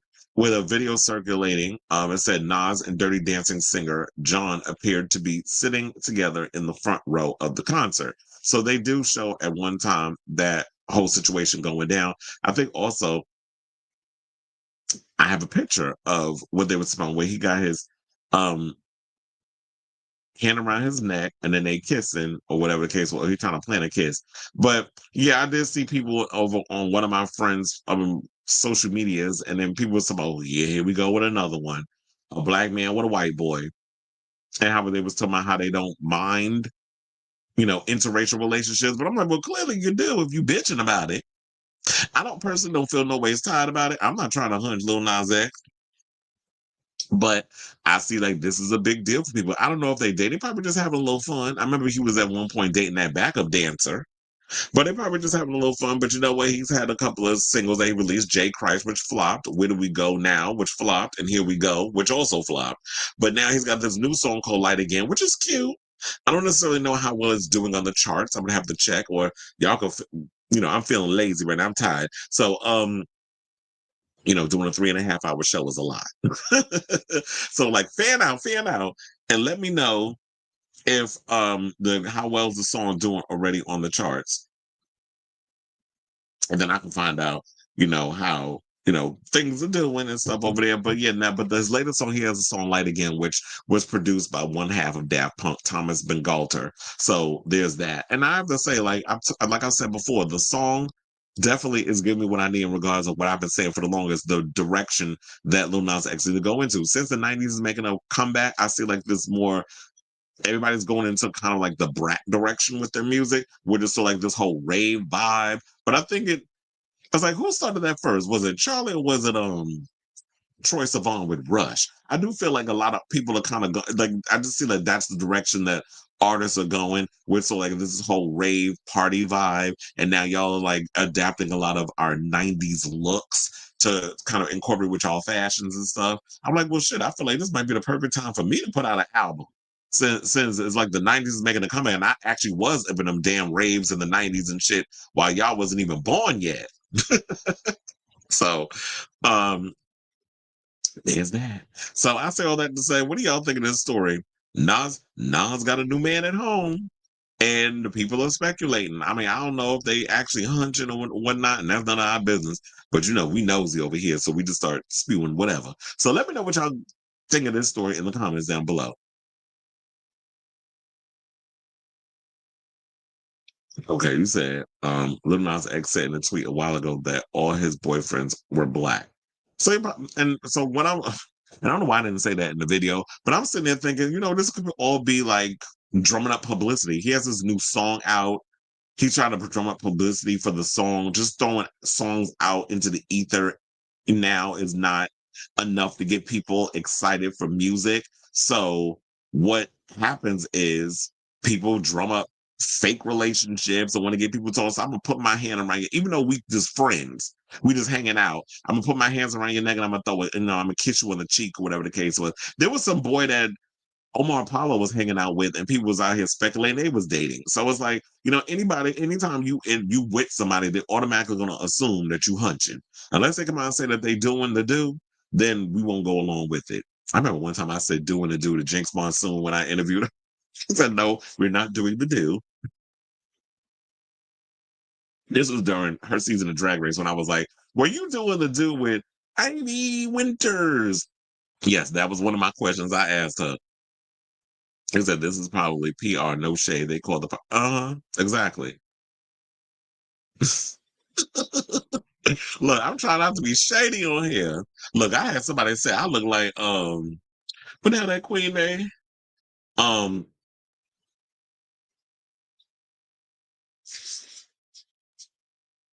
They said I look like a certain Miss Delivered. They said I look like that queen. And so I don't want to be up in here trying to read people's looks. But yeah, he all right. I'm like, if you like it, I love it. Andrew Caldwell, they said I look like that bitch. You tried it. First of all, I do not. Why am I still on that? And I think it's probably because because I'm reading the whole thing about you saying that boy is not cute. No shade. Oh, he meant every bit of it as being shade, I'm sure. Sailor Mermaid, shady ass. But anyway, so speaking of relationships and things, I guess we can congratulate Megan Good and Jonathan Majors, who apparently have announced that they are engaged. Now, whether or not y'all believe it, um, that's up for interpretation. Okay, I see two topics in here that I'm definitely going to talk about on tomorrow's show.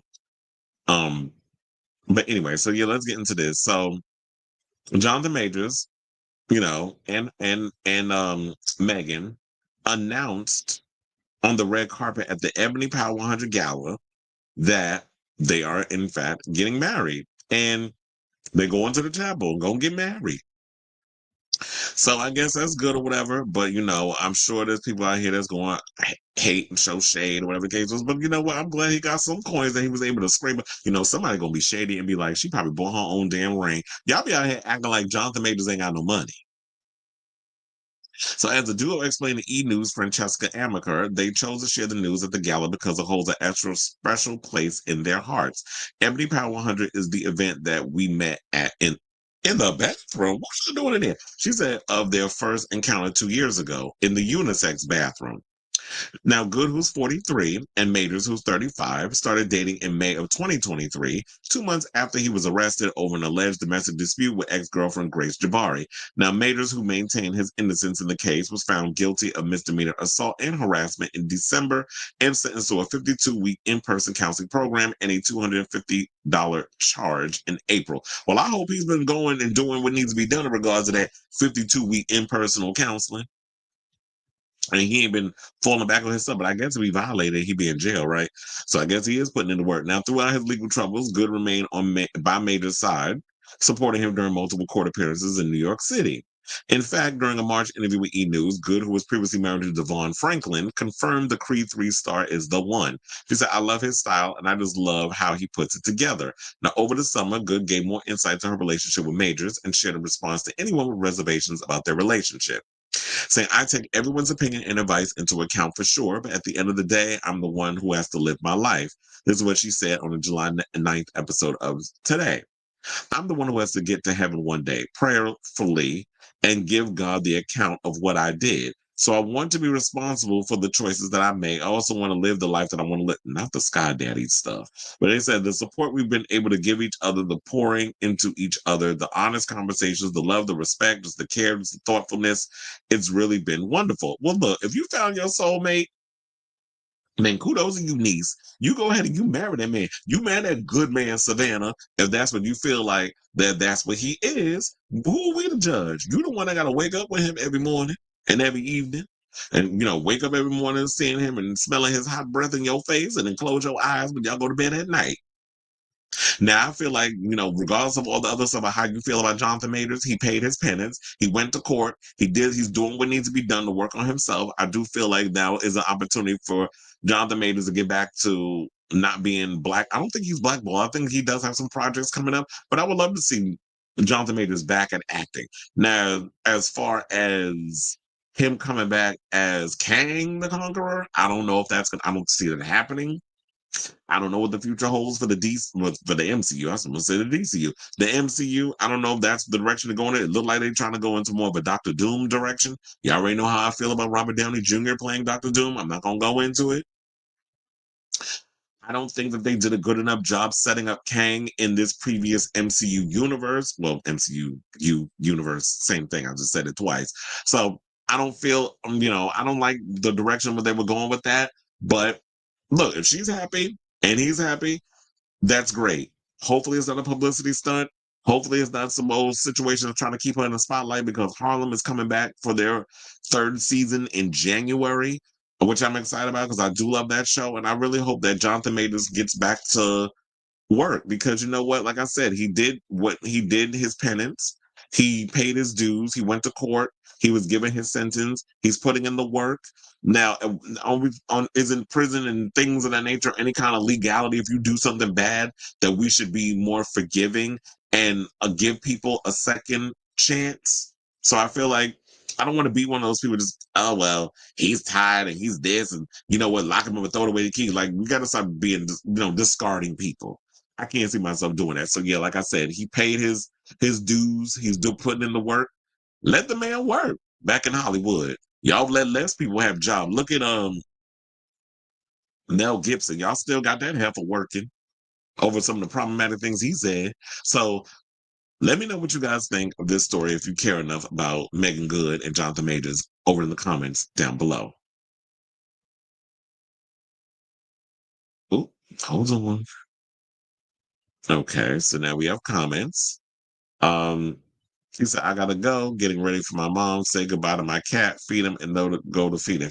Oh, because y'all going to see Miss Cindy. Y'all gotta drive all the way up there for this concert. Well, see you. I mean, even though we're at the end of the show, but thank you for tuning in.